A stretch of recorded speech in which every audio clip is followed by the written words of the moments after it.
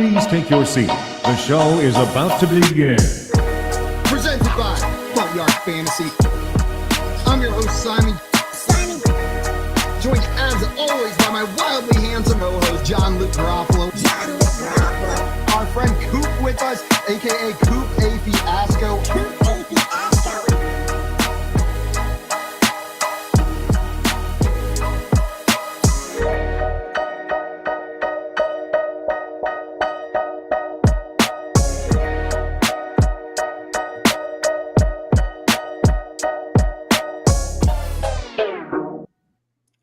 What's up, everyone? Welcome into the Front Yard Fantasy Morning Show here on Bettor Sports Network. I'm your host, Simon, joined as always by my very handsome, very charming co-host, John Luke Garofalo and Coop A. Fiasco. What's up, boys? What up?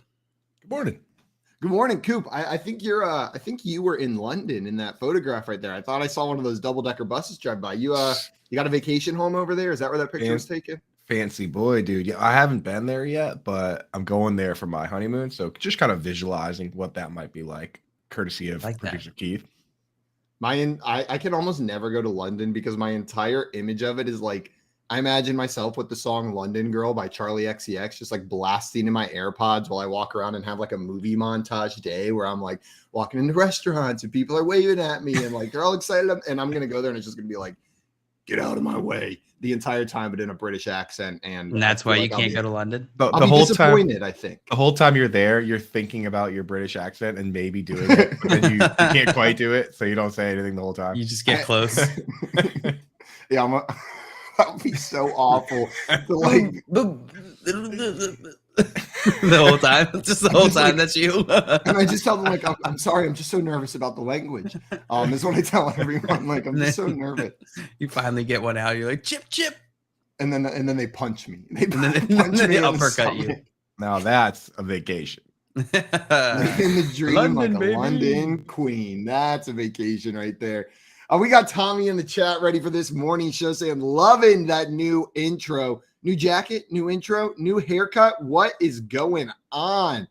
The Coop, you're looking pretty fresh over there. Yeah, dude. Well, Matt and, the big wigs, they reached out. They were like, show's doing great. We need a little boost in the ratings, dude. And I was like, well, what can I do? And they were like, you know what to do. Haircut. Yeah, of all the people on this show, they identified Coop as the one that needs a haircut most. Okay, Simon, I get it. It's been a few months since I got a haircut. You don't need to throw shade. We did poll perception. We polled the audience, so I had to get my haircut. Had to get his haircut. We got Joey in the chat as well. What's up, Joey? Good morning. Glad to have you in here. Joey. Wait, guys, I don't know about you, but on Tuesdays, I feel like I have like a weird football hangover. Like today, I feel good. Like it's also a no football day. But on Tuesdays, I feel like I'm sitting there and I'm in this weird headspace where it feels like there should be football again because the past couple nights, like we had Saturday night college. Honestly, it starts on Thursday night football. Friday's Friday. Know what I mean? Friday's Friday. You're happy it's Friday, whether it means anything to you work-wise or not. Like you still get the joy from Friday. Saturday, you've got college football through the night. Sunday, there's Sunday night football after a full marathon. Then you get Monday night football. And then on Tuesday, it's like, and now we talk waiver wire. Like, it's just like a bit of like a, whoa, that was a lot of excitement. And now it's on to the next thing. Like no break. We're starting the next sprint right now. But then Wednesday, I feel like we're settled into place. Like I feel a lot more comfy on a Wednesday about that coming week. But Tuesdays always weird me out a little bit. Big things, Tuesdays, we got the waiver wires. Wednesday, we just got trade values. I like Wednesday because Wednesday, it's officially, now it's week 6, dude. Now we talk about these upcoming games. We get ready to rock and roll. We don't have to worry about what happened this past weekend. Besides Evan Ingram getting 10 targets, we continue to think about that because that's amazing. But everything else, we leave it on the back burner and move on to this week. Especially Taysom Hill's 4 touchdown game. No, that is no. We leave that behind. We leave that behind. That's part of the stuff we leave behind. And Tommy's saying fresh slate Wednesdays. That's right, yeah, dude. Fresh slate Wednesdays. Everything gets left behind unless you ate dairy afternoon on Tuesday. Then that is coming with you on the Wednesday. There's no fresh slate going on after that. Is that you? Guys, what'd you say? Is that you? Not this Wednesday. Not this Wednesday. But most Wednesdays. So we got a good Wednesday on our hands then. I hope so. We'll see. Unless I decide to make that mistake today and eat dairy anyways. It's a fresh slate. That doesn't mean I can't ruin this slate pretty quickly. Guys, we had some news around the league since we've been on yesterday. First, the photographer shoved to the ground by Davante Adams after the Raiders chief Monday Night Football game has officially filed a police report against the NFL superstar. TMZ Sports has learned. Authorities tell us the man claimed he was the victim of an assault. They say he told them he suffered injuries, though they were thought to be non-life-threatening. Not life-threatening. Yeah, no shit. Come on now, dude. What? I mean, I guess you could fall back and hit your head. But I mean, but that roughing the passer penalty that Grady Jarrett got was a tougher hit than this one, right? It just annoys me. It annoys me that people like, yes, you can sue, but it doesn't mean you have to sue in this country, you know? I don't know why a lot of people just feel like, oh, well, I have to, you know, it's an opportunity. It doesn't happen to everybody. That's America. Or you could just be cool. Oh, no. Being cool is so overrated. You know what's underrated? Money. Money. I don't know. Shoot your shot, cameraman. See what you can do there. But yeah, I don't even think you're a cameraman. I'm not shocked. I don't think we need to talk about the severity of the injuries in this case. No, he's fine. He's trying to get a payday, and I guess that's his right to do so. I'm with you, JL. Like, I think it's so annoying, like, whenever people get in a little fender bender and they truly haven't suffered any damages. Know what I mean? Like, if you've got medical bills and do it, but the people that are just like, oh yeah, like my neck's gonna be sore for months. I'm gonna have to like go to something for this, and then they sue your ass after you bumped them at 2 miles per hour. Like, get over yourself. Yeah, come on. Because think about the person on the other side of that interaction. Like, you're getting some money, but that's really gonna ruin the month for somebody else that you're doing over there. So it's not a victimless thing you're doing. Maybe here the lesson to be learned here is don't shove strangers to the ground. Yeah, if you can avoid it. If you can avoid it, I know Tommy kind of laid out that the cameraman did aggressively travel through his path when he was very upset about a football game. So, I mean, maybe some blame to go around for everyone, but I would say for the most part, try not to shove innocent people to the ground, especially when you're a highly trained athlete. No, you're right, Coop. All this talk on the other side, as annoying as that is, this is 100% avoidable by Davante Adams. It's his fault. He shouldn't have pushed the guy. Like, it was a moment of whatever. JL's like, I'm on his team. Tommy wants to know what kind of breakfast soup you got there, JL. This is green breakfast soup, green tea breakfast soup. Nice. You guys ever watch Annie Donna's House of Fun or Annie Donna's Big Ol' House of Fun on Netflix? I have no idea what that is. They have a whole song about coffee called Morning Brown, where they just run around singing about Morning Brown, and it's phenomenal. Oh, Keith knew it in the chat. He came in with some Morning Brown over there. It's a phenomenal show. Now that Keith likes it, I'm questioning my taste. But I know. This disrespect, the immediate disrespect in the morning. But Tim also loves 8 minutes into the show, so it balances out. Tommy said, Simon, more obscure stuff. Watch a good movie. Now I'm busy watching Annie Donna's Big Ol' House of Fun than to watch that. Big Ol' House Annie of Donna's Fun. Big Ol' House of Fun. Maria goes, scribbles notes, don't shove people to the ground. I feel like JL saying hi from Bali and Maria saying hi from the U.S. Thank you so much. Thanks so much for joining us from the U.S., Maria. What time is it there? I guess it could be different times. Yeah, I don't think there's too much else to say about the photographer case. We'll see. That's what all comes I got of to say Davante about Adams might face a suspension. He's at minimum going to get a fine. We haven't read about that yet, but we'll see what happens there. Chris Jones, speaking of the weird roughing the passer calls, he has called for the NFL to review roughing the passer. So he was called on Monday night, and he thinks it's time to make that penalty reviewable. He noted that the pass interference was a reviewable penalty in 2019 and would like to see the NFL try it with roughing the passer as well. He didn't bother to ask referee Carl Cheffers to explain the penalty because there's nothing Cheffers could say that would satisfy him, is what he said. Nothing Cheffers could say that would satisfy him. Wow. That's pretty aggressive. Eat it, Cheffers. There's nothing he could say? He probably could say, nice feet, Chris. I'm picking up my flag. I do love the name Carl Cheffers, though. What a great name. Carl Cheffers. The man should have been a butler. Cheffers? The Cheffery? Yeah. The Jeffery, that's so good. The Jeffery, that's like from a movie. Oh right my there, dude. God, that's a villain name from a movie. The Jeffery, like he's just.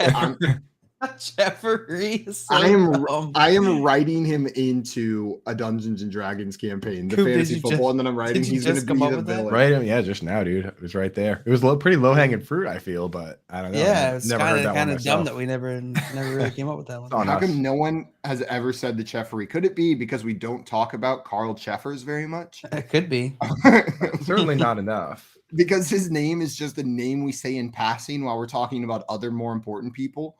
Like it's just like he's just a side note in an important person's story every time we bring his name up. Like it's never like the star of the show. Like this isn't Carl Jeffers news. Carl Jeffers makes the best call ever. J-Wall wanted to know, are we talking about Coop's low hanging fruit? No, that's the next segment. J-Wall, you're gonna have to stay tuned for that when we talk about Coop's low hanging fruit. Is it still really warm there? Is it still warm there in Boston, Coop? Jeffery is some kind of meat, according to Twitter. What?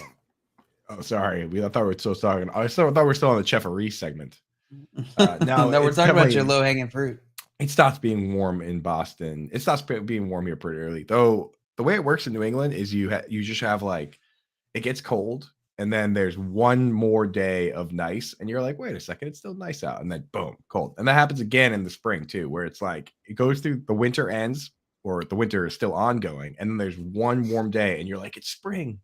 And you're like, you go outside, you sing, you're kissing birds, and then it's freezing for another month. That's how it works here. So you can't get tricked by that day. Coop, we have the opposite. Get tricked. What?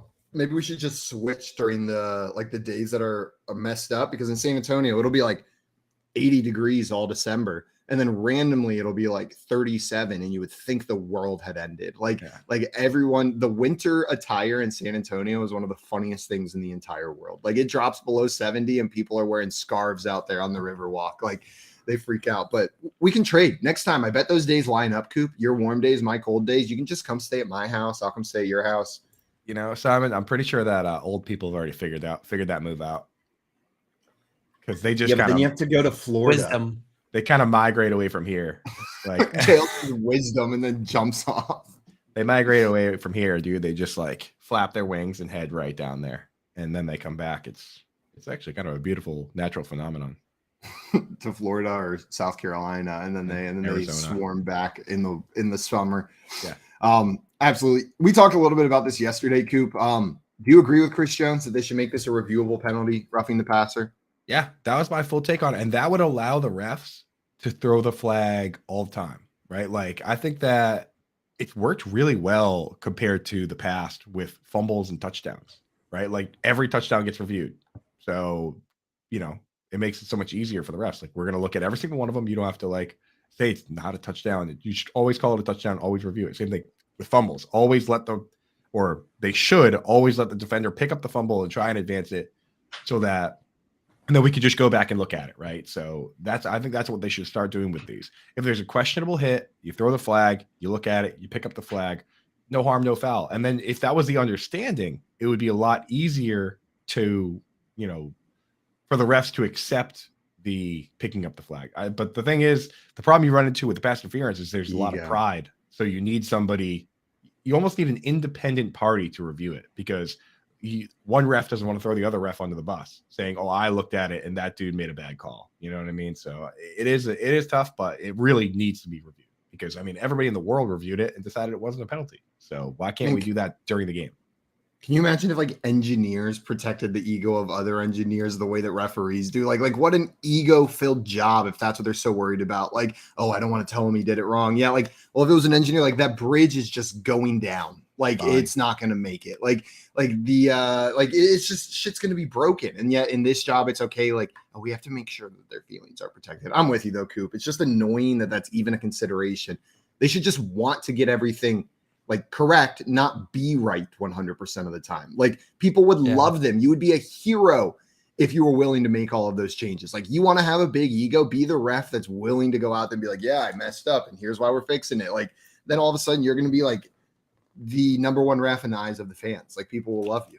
I'm already impressed by what they're able to do without replay. Like they're able to do some crazy stuff just with their eyes, which is pretty insane. Yeah, you don't need to be like right 100% of the time. No, there was a tweet about the refs that had me kind of cracking up the other day because somebody was like, we have the technology to like, track the ball down to a centimeter and figure out, what speed these guys are running on the field. Yet somehow we still mark the ball by That's my favorite. a 60-year-old dude eyeballing it, and then we run over with literal chains and measure it. It's like, you think we could probably get that figured out. The least precise way to measure something, and then like immediately following that up with a super precise way of measuring something. Yeah, it's like we have like if you're a millimeter short of that chain that they bring out there, that they ran out it as best they could in a straight line. But if you like, first they just go here, and then they grab the chains and they run in the straightest line possible. But then if you are 1 millimeter short with that football, doesn't count. Sorry. Couldn't have been human error. You're just short. That's exactly. And, they bring out the index card or whatever. Meanwhile, they have like, satellites in space tracking how fast Brandon Ayuk ran on an end around. But we can't. and I can see that number live while he's doing it. Like I can see every player's speed on the screen live. That's absurd. Yeah. I love that. It's like, and not to mention like that dude's trying to make the spot and the player always tosses the ball like right into his face. Right, like he's coming over to spot it, and it's like every other time the player just like, here you go, here's another thing to juggle. In another piece of news, Dak Prescott will begin throwing on Wednesday. Today, my dudes. It's Wednesday, my dudes, and Dak Prescott is going to start throwing. It doesn't say if he's throwing a football. It just says that he's going to start throwing. So I guess we could make the assumption that it's going to be a football, most likely, but maybe he's throwing hacky sacks and corn cobs around the field. Corn cobs? Keith says, what he meant was he's throwing fists with Cooper Rush to steal the starting job back is what's going on. But Cowboys quarterback Dak Prescott was scheduled for another visit with the doctor on Tuesday to see how his surgically repaired hand is recovering. But Jerry Jones said Prescott will begin throwing this week. He's not played or practiced since injuring his thumb in the season opener and undergoing surgery September 12th. Missed 4 consecutive starts, and the Cowboys have won all 4. Coach Mike McCarthy has said Prescott needs to practice a full week before returning to the lineup. So he's returning throwing today. We probably don't see him this weekend, maybe the following weekend. It doesn't sound like with the Cowboys winning all 4 of their games while he's been out that they're in a hurry to bring him back. You know what I mean? Like, obviously they're excited to get Dak back. He is their starting quarterback. He's a better quarterback than Cooper Rush. But if they can make sure he's fully healthy, they've got a competent backup. And I don't think they're ready to rush Dak back in because of how well Cooper Rush has been playing. That's honestly exactly how I feel about the Patriots situation as well. We're like, they had Mac Jones practicing and stuff, but Bailey Zappi's played good enough that now you don't have to rush Mac Jones back. Like, it's got to be a good feeling. There are a few teams that have that setup. Like, if I was the Ravens, Tyler Huntley, same thing. No reason to rush Lamar back and have him re-aggravate an injury because we've seen Tyler Huntley play pretty serviceably. Whereas there's other teams out there that do not have that luxury at backup. So definitely working out in the Cowboys' favor. I would wait until he's 1,000% before bringing him back. Yeah, I'm with you. I was just wondering which team has the worst backup quarterback, and I was just thinking, is it the Jets? I mean, the Jets. Joe Flacco, as great as he was for fantasy, I think he was like 4th to last in QBR, and the only nice. Baker Mayfield and Justin Fields were really behind him. It keeps saying he's awful in the chat. We got the Jets fan piping in. He was elite, throwing 50 passes a game. That's the only metric I care about for fantasy is who's slinging the ball the most. We don't need good football. He might not even be the worst. I don't know. It realistically probably is one of these rookies. Several NFL execs were quoted yesterday saying they believe Odell Beckham will end back up with the Rams, saying they need him. Green Bay made an offer to Beckham last November. One problem, it offered the veterans minimum of $660,000, and the Rams gave him $4.25 million. The Packers, who have $6.1 million in cap space, could offer more than that this year. But it sounds like the most likely outcome is the one where he ends up back on the Rams. Is Odell Beckham Jr. worth stashing if he does come back on the Rams team? We saw what he did last year at the end of the year. Not this early. It's too early for that. Maybe if you have like three IR spots. But actually, no, because he's listed as NA right now on most platforms. So you can't even put him in an IR spot. That's the problem there. Yeah, I'm with you, JL. I don't think it's worth it. Do you think it's concerning for Allen Robinson if Odell Beckham Jr. is going to come back to this team? My concern level for Allen Robinson can't get any higher than that. Like what's you know what I mean? What's worse, no targets or no targets and Odell Beckham's there. Right. Like I'm pretty concerned that just thinking that Van Jefferson is going to be back at some point. You know what I mean? like anybody. The fact that Ben Skowronek the people who are more targets than Ben Skowronek is better than him. So like I don't know. Not sure it can get worse. But I will add that after the season starts, the rules change in terms of the veteran minimum. And that's why sometimes you see these guys get signed like right after week 1 is that when you've been in the league for a long time, your entire salary has to be guaranteed. But after the season starts, it doesn't. So they can actually pay Odell Beckham more cash money with less of it being guaranteed and counting towards the cap now that the season has started. So he could actually, potentially make just as much money signing with the Rams, in a couple weeks than he would have made signing with the Packers before the season. I want to see some of these teams' spreadsheets tracking all this shit because all that salary math and like contract math is absurd sometimes when the rules change. At least one or two of those teams out there has the world's sexiest spreadsheet tracking all of it, right? Like it is fancy. It's got the macros built in. You can change it based on when you sign these people. But every time people start talking about it, I'm blown away by the complexity of these contract situations and everything that goes into making these decisions. I think we oversimplify it a ton whenever we're looking at where's he going to go? Know what I mean? Like, oh, well, this team has cap space. This team doesn't. But there's so much that these teams can do to work around what they have available or don't have available. Yeah, I tell you what, I spend my entire offseason doing that. I do football all year round. So I spend my entire offseason writing these up. That's what led me to send the tweet predicting Tyreek Hill to get traded.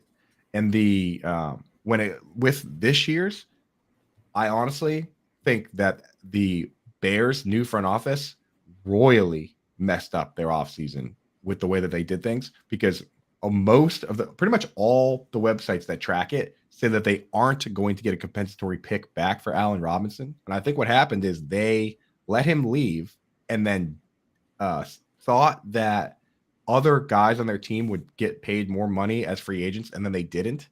So when they signed like Byron Pringle to whatever, like $4 million, that canceled out a 3rd round pick they should have got back for Allen Robinson. If that's the case, then they messed up royally. I would love for one beat writer. I actually tweeted at a couple beat writers. I was like, hey, ask the GM if he thinks he's going to get a comp pick for Allen Robinson, but nobody's asked him. But I want to hear what he has to say on that because if they don't get one back, that is insanely embarrassing because they didn't bring anybody in.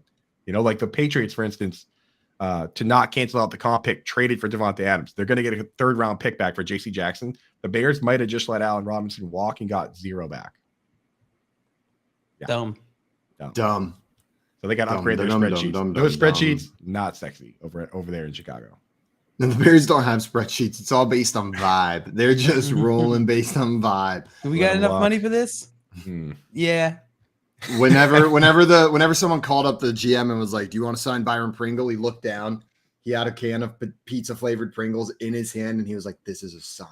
I gotta do it. He's like, screw that compensatory pick. As he puts them in his mouth like a duck, and he's like, let's do it. Quack quack. He was drinking a cup of coffee, singing his Morning Brown song, and he was like, we gotta get Equinemius St. Brown. Yeah, at 7 a.m. he's got his Morning Brown and he's out there. Who else did they sign? Equinemius St. Brown, Byron Pringle, N'Keal Harry. That's the other one. He was looking in his armpits and he thought, need to sign N'Keal Harry. Oh. He just looks around the room and just like.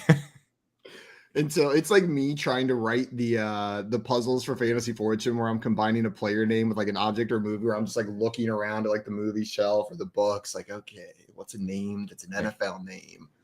He's just looking around and he sees his cat and he's like, he turns to his assistant. He's like, are there any players named Pet out there? And the guy's like, Dante Pettis probably the closest. All right, get him. Let's get Good him. enough. Good enough for Make me. it happen.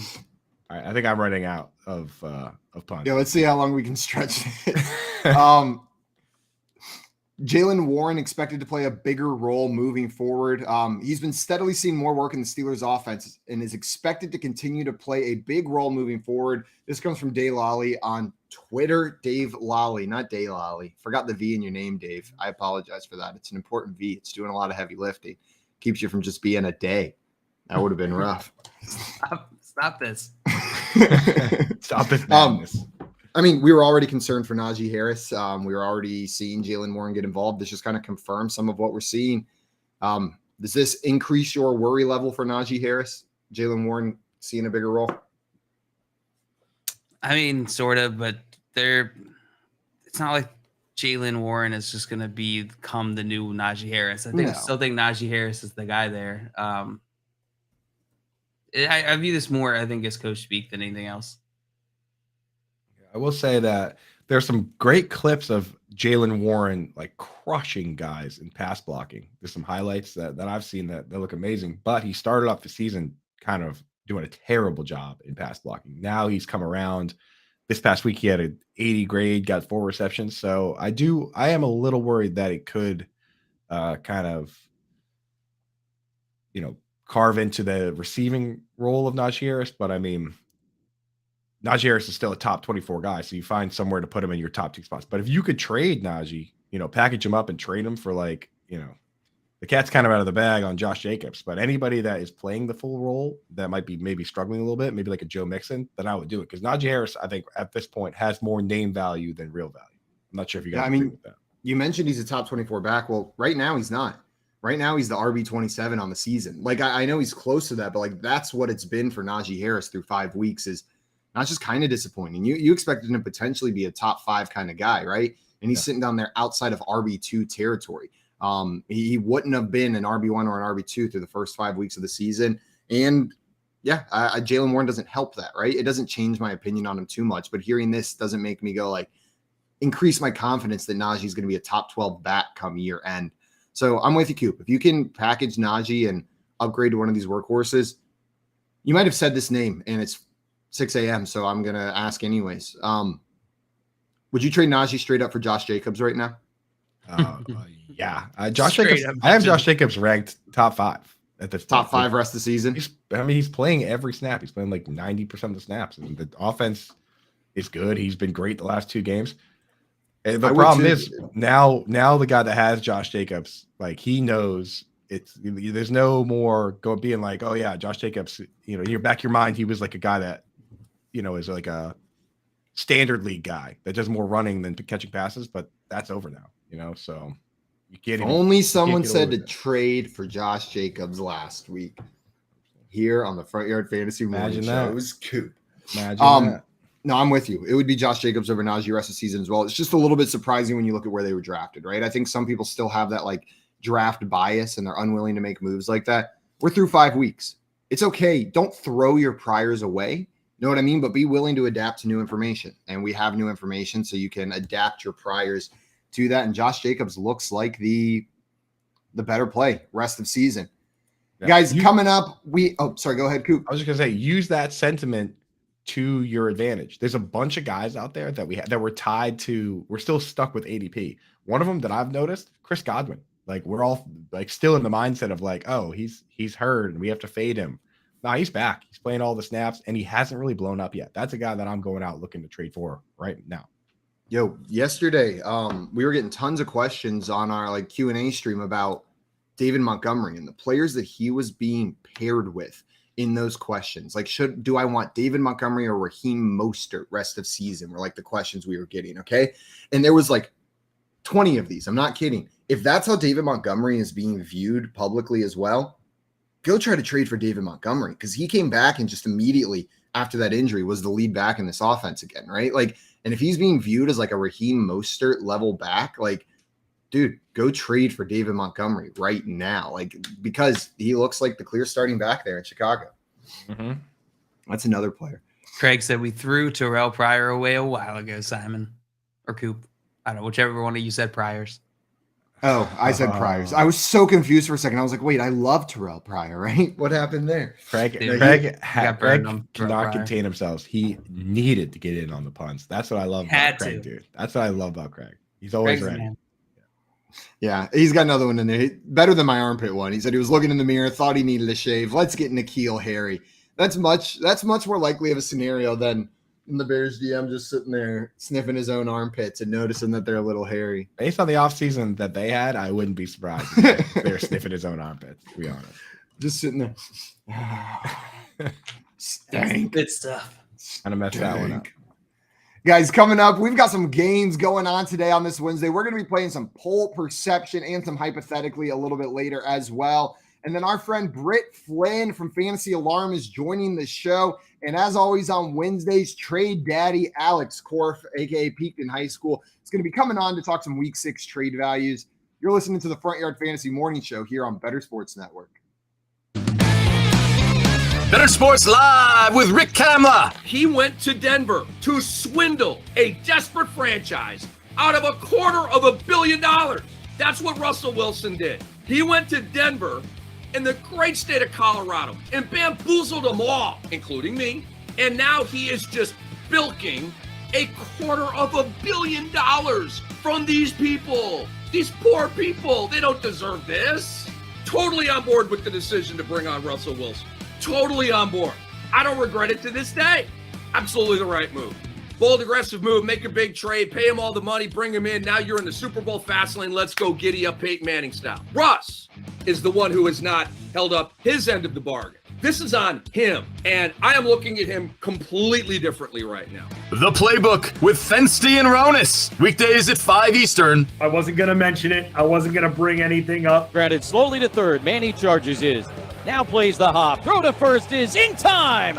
And the Padres have not only captured the moment, they have captured the wild card series. Really sucks when it comes to our New York Mets. They lost.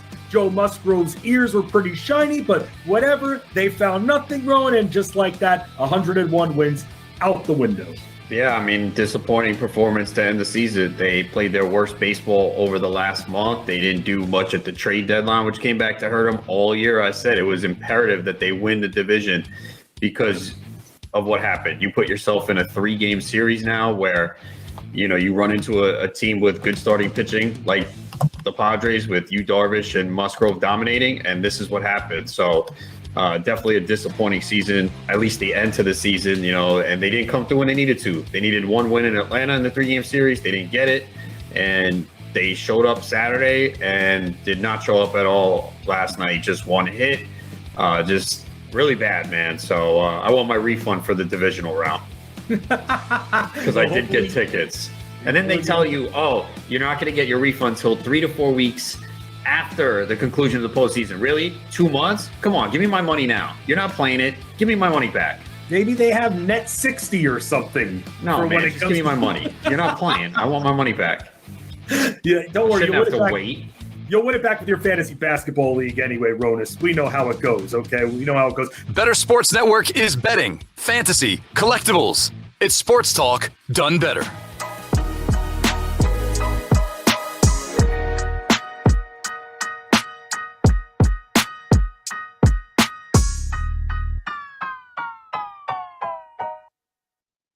Welcome back into the Front Yard Fantasy Morning Show here on Bettor Sports Network. We're about to play some poll perception. Before we get into our game of poll perception, though, I see a question in here from the chat. First, good morning, Aaron. Welcome in here. And Lucius has a question for us. He says, defenses on the waiver wire have me confused this week. What's a good play? Washington, Green Bay, Pats? Thanks in advance. Do you guys, of those options, or are there other waiver wire defenses that you're targeting this week? I mean, if possible, I like to start. I mean, you've already got one of the teams I like to stream against in this one, the Bears. Washington plays the Bears, so that's not a bad one. Patriots are playing Cleveland, by the way. Just Green Bay is the Jets. That Pats Cleveland game could be another one that's like super boring and low scoring because the Patriots are actually good against the run, and the one thing the Browns do well is the run, so it's going to be kind of like. Out of this list here, I like Green Bay. give me Green Bay. Yeah, it's Green Bay for me as well. I know the Jets just dropped a big old 40 load on this past weekend, but I don't think that offense is actually that 40 good. load. It was 40 a load. big old one. Dropped Yeah. a big old 40 Yeah, load. I'd like to apologize to JL Coop and everybody listening for saying that out loud. That's my bad. I will never say Apology 40 accepted. load again. We'll after take that one out of the lexicon moving forward. Yeah, that one will not be added to my vocabulary. That one's gross. That one didn't feel good on the way out right there. 40 load. You know what? I appreciate the effort. But Yeah. So, Listen, but not even every then- at bat is a home run.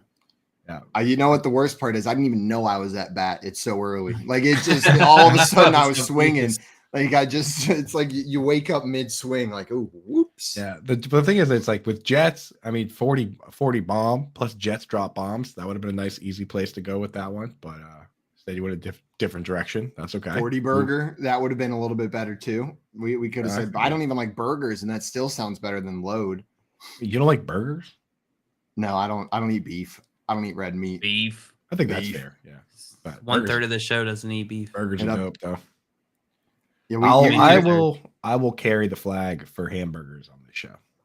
You'll carry the I flag. mean, I can do it for plant-based hamburgers. I kind of like plant-based hamburgers too. I'll carry that flag as well. You and I can go hand in hand with that flag. Simon, do you like plant-based hamburgers? I don't like the impossible meat because I don't like beef either. Know what I mean? I don't eat it because it upsets my stomach, but I do love like a black bean burger, like a veggie burger, like one that's not meant to taste like beef. Like I love a good black bean burger. Plant-based. You can carry that flag by yourself then. Okay. There's a burger. I'll carry that flag with you. I also like veggie burgers. I'll tell you, I'll have one hand on each of your flags. Virtually. Wait a minute. Whoa. Virtually I like virtually every burger except the one exception. Yeah, dude. Scratch the entire segment. All right. Can we skip right to Moose and Keith? The one burger that I won't have is that I refuse to have is when somebody takes just a big mushroom, like a big portobello mushroom, and says, "Here's a burger." I hate that. I hate that so much. First of all, we all agree on that. I don't like mushrooms, so maybe that's the thing. Maria and I can't stand those just like portobello mushroom surrounded by buns. Brutally gross. Simon, do you like those? I don't mind mushrooms, but those are just so lazy. That's not don't call that a burger. Like, I'm less annoyed with that if they call it like a mushroom sandwich. Right. You know what I mean? Mistake, dude. Then you ordered it and you're good. But if you call that a burger, like, that's not a burger. It's not even pretending to be a burger. It's like whenever Blue Apron sends me cauliflower steaks in the mail. I'm like, that's just cauliflower cut different. Like, you can't just cut it in a slab and call it a steak. Like, it's still cauliflower. I love it. The name is so important with certain things like that. Like, dude, the one that also works that way for me is Fig Newtons. Like, if you give me a Fig Newton and you're like, here's like a little like snack or whatever, I'm like, okay, these aren't bad. But the moment you call it a cookie, I'm like, this cookie sucks, dude. like I think Fig Newton themselves call them cookies. I'm like, dude, this is a bad cookie. Like, if you just gotta you gotta pick a better name. It's a good snack, but a terrible cookie. Terrible cookie, dude. Put yourself in a different category. Know what I mean? That's a life lesson. If you are the worst in your category, leave and be the best somewhere else. Exactly. That's what happens in college football, right? Yeah, just head elsewhere and be the best somewhere else. Absolutely. That's what Matt Rule's doing, right? He was the worst in the NFL, so he's leaving. He's just going to go be the best in the college game instead, wherever he gets hired next. I'm sure he'll be fine in college. Oh, he's a great college coach. Like he's turned around multiple programs. I'm curious where he'll end up. Maybe Nebraska. They just fired Scott Frost. We could see Matt Rule over there. That'd be a fun team.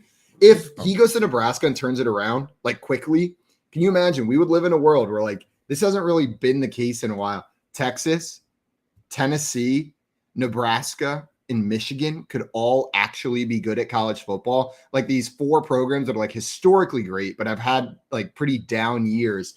If we could get all of those teams back up, it'd be like the glory days of college football back. Bring it back, dude. That would be nice. All these old school fans would start having flashbacks of like a good Nebraska team because in my mind, they're just scrubs. I haven't seen a good Nebraska team. What's funny is in my mind, there are good programs. I just like some of those legacy programs. There's still something there where I'm just like, yeah.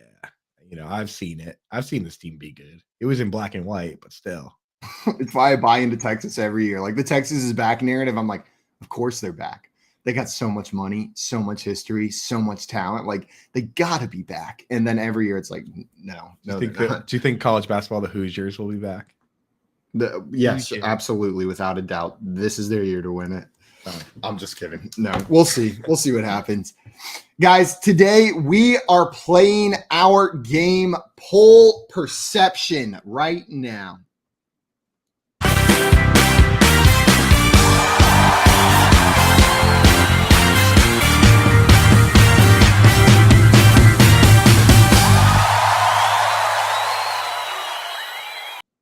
Welcome into Poll Perception, ladies and gentlemen. I'm your host. That gave me like 80s game show vibes. Yeah. Like I had to come in with a skinny mic ready to go. We're playing the game Poll Perception. This is the game where we test your understanding of the public's knowledge or perception on fantasy football and NFL players. I'm going to propose a poll to one of you guys and ask you to guess the percentage of people that chose side A. The closer you are, the more points you're going to get. The other person's job is going to be to guess whether the actual answer is over or under the line that you set. They get it right, they're going to have 2 points to their score. We'll alternate back and forth who's doing what. And at the end of this game, whoever has the most points is going to be our Poll Perception champion. Also, I got to address this question in the chat before we play because Will used my favorite SAT word, superfluous. That is probably my number one favorite SAT word. And it's one of the only SAT words that I still use. Will, we'll answer your question. SAT word. SAT words are like you've never heard that phrase before? Contrapuntal. SAT word. It's like a word that's not typically used in everyday vocabulary, but like they test your knowledge on the SAT. Like you have to learn random vocab and they try to get you to like use context clues and root words. So SAT word is like I guess it's just a funny way to say a big word. Like a big word that you don't hear very often is usually called an SAT word. Let's see. Where did that question go from Will? I lost it for a second. We'll pull I posted that it up. in the other chat because I knew you were going to talk too long and lose it. Thanks, Coop. Always got my back. Will said, I need to stream a QB. It's a 2 QB league. I have Goff on a bye and Dak is out. Kirk is my other QB. Bench is Pollard, Madison, Robinson Jr., Bateman, and Wilson Jr. Start Kirk, right? Kirk Cousins? Yeah. That's your answer right there. Yeah, you don't need to drop somebody. You also have a pretty good bench, so it's not like you have an easy drop. So I would just start him against the Dolphins. Should be fine. Oh, I just realized something. He did not mean to say 2 QB superfluous, league. but he must use that a lot in conversation because his phone auto-corrected superflex to superfluous. Time out. So wait. It's a 2 QB league, so he still needs another quarterback. No, he said it's super flex, not 2 QB, which is why he gave us the rest of the players on his bench, I think, as they could go in there. So he has Kirk Cousins, potentially needs to stream another quarterback in a super flex league, which is going to be difficult. Or who's the best quarterback out there on waivers? Let us know. Yeah, let us know who's available because that would help. Also saw the chat. Tristan traded Marquise Brown and ETN for AJ Brown. Love that, especially if you weren't starting. Great trade. If one of those guys was on your bench, then that's exactly the trade you need to do right now. Yeah, big fan.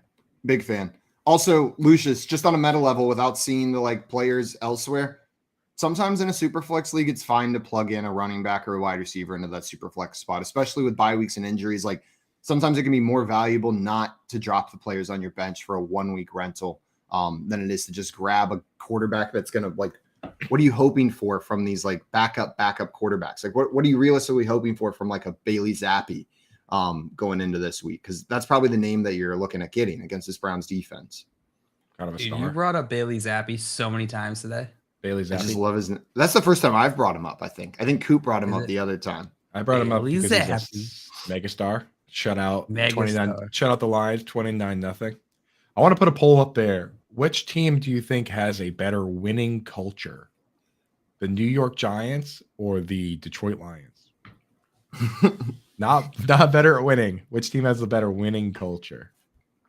I would have said the Lions till they got shut out by the Patriots. I think that kind of put a little damper on that winning culture there. Know what I mean? That was an abysmal game. That was I feel like the Lions fans had a little bit of hope. Then they saw that and they were like, oh yeah, we have the worst defense in the league. For a second. Like, oh shoot. Like our offense covered it up a little bit, but this is truly like a starting from zero defense for the Detroit Lions. Yeah. They got some pieces now, but still.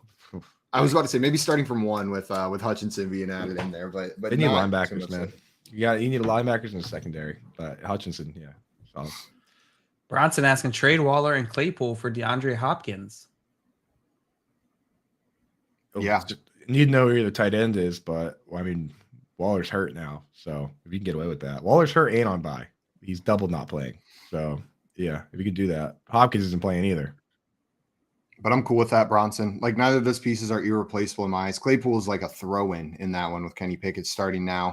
Hopkins is back next week, right? Should be. That's the plan, right? Next week, 6 weeks suspension. 6 weeks suspension. All right. Is that an SAT word? Yes, suspension. Sorry, I mispronounced it. It's suspension is what he's on. Yeah. That's what DeAndre Hopkins is on right now. Tristan asking, I see DJ Moore jersey in the back. Thoughts on getting him traded this year? On him getting traded this year, like from the Panthers? That's the right way to say it. Dude, he's only 25 years old. DJ Moore came in the league super young. So he's the kind of guy that if I'm the Panthers, I keep him. Makes sense to me. I'm with you, Coop. He's under contract too for multiple. They signed him to an extension already. Like he's already kind of locked in, and he's a good player. They need a guy that can throw the ball. I was going to say it'll be a great piece for whatever quarterback they inevitably draft this offseason to throw the ball to him. The age apex for wide receivers, oddly enough, is like 27, 28 or so. Like when you look at the best wide receiver seasons, they've mostly come from guys in that age range. Like, so that's who I'm definitely interested in keeping that guy around for when he's supposed to hit his peak. Absolutely. We had another question in here from Bronson. Bronson said trade Pitts, Jacoby, and DK for Jamar Chase, and DJ Moore, or Aaron Jones, or Breece Hall. So Pitts, Jacoby, and DK for Jamar Chase and Moore, Jones, or Hall. Well, if you get Jamar Chase and Aaron Jones or Breece Hall, DJ Moore is kind of in a tough spot. He's a good player, but in a bad situation. I would definitely do that, honestly. I'm with you, especially for the running backs. Myers, Dale, you agree? Love the guy, dude. Dude, knocks the heck out of a 3rd and 3 reception. Just not super exciting in terms of yak or speed or height or size or touchdowns or anything. So if you can sell him on the one touchdown that'll probably score this year, which just happened. Jill, you agree on this one? I agree fully on this one. Make that trade. On this one. Let's get into our game of poll perception. I've got the first poll. Coop, you want to go first or second? I let JL pick last time.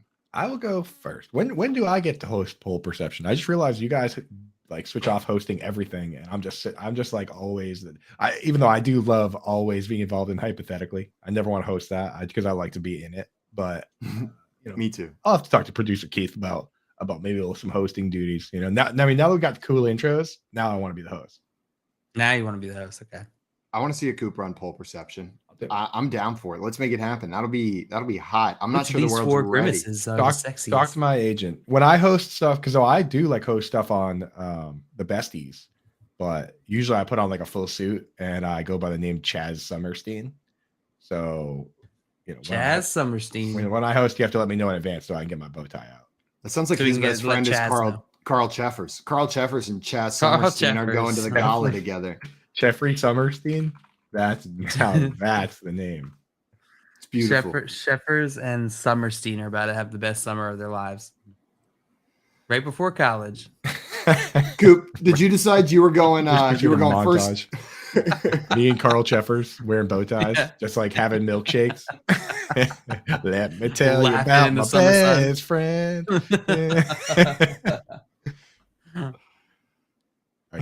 Coop, you ready for your first poll? I believe so. And Philly Mac in here asking about, did you guys talk about Taysom Hill today? Well, we're about to. Coop, what is a fair position for Taysom Hill to be listed as? Oh, my God. Side A, tight end. Side B, QB. Side C, running back. Side D, wide receiver. What percentage of people said tight end for Taysom Hill? So what I truly think, somebody came up with a great one. It should be listed as utility, right? Like offensive weapon, and then you could only start him at the flex. That would be nice, right? Or if he was utility and you could start him at wide receiver, running back, or flex. But being able to start him at tight end is kind of breaking the game here. Which one was QB? Side A. Side A was QB. No, tight end was side A. I think he should be listed as QB, probably, if anything. Dude, he's played the most of his snaps. What position do you think he's played most of his snaps at? Quarterback. Yeah, special teams. Special. He's So played should be more. listed- He's played He more. Taysom Hill special should be teams. listed as DST. So Right. you can just put Taysom Hill in your DST. He'd be the best. You can put him in your DST spot. Oh, where would he rank among DSTs right now? Who are you Okay, starting this quick week? look. The Patriots or Taysom Hill? Dude, his scoring is kind of like DSTs. Like most of the time you get like between 1 and 5 points, but then all of a sudden you'll get 40 points one week. I just I'm looked on, at. this I is just my clicked new at, position. it's funny. I clicked on his name and I clicked on PPR, and then I was like, well, let me see how many points he has in half PPR, and then I remembered that he has 1 reception. It does not matter if you switch between standard or PPR with this player. It matters not at all. He would be DST number 3 on the season if he keeps Yeah. going to DST. That Such seems a good fair. DST. He's had a great year so far, but not the best. Like him as the third Yeah. at his position for DST sounds about right. This is my new position. I'm sticking to that. But Coop, what percentage of people said tight end for this man? Also, just so you know, this I don't know where this poll came from. Sorry. Yeah. That's fine. It's just unless it's some weird Taysom Hill fan account. I mean, even then, they could probably be unbiased to a certain degree. So I think that no one's going to pick wide receiver. So it's basically, I know that JL likes to do the 1/4, 1/4, 1/4 automatically assign, but I'm going to take wide receiver and just remove that. I bet that's going to be under 5%. So I'm going to start with a third for each. I doubt people want him listed at running back either. So I'm actually going to go with a 3-5 straight vibe on tight end on this one. 3-5 straight vibe. A reminder to everyone watching, if you guys have guesses, you want to play along, put those guesses in the chat or hit that call in button and come up here and play some poll perception with us live. But if you put guesses in the chat and they're close, we will shout you out for being really close. And if they're just really wrong, we're going to make fun of you so hard. Also, this poll came to you from Nick Script. Nick Script posted this poll. Oh, Nick Script's the man. Thanks, Nick. Nick is the man. Nick, thanks for your poll. We Thanks, really Nick. appreciate it. JL, do you think the actual percentage of people that chose tight end in this poll is over or under Coop's guess? I think Coop's an idiot. 35%. Oh, Whoa! 2 points. But I for think JL. this is a good guess. We're only supposed to say that about the listeners.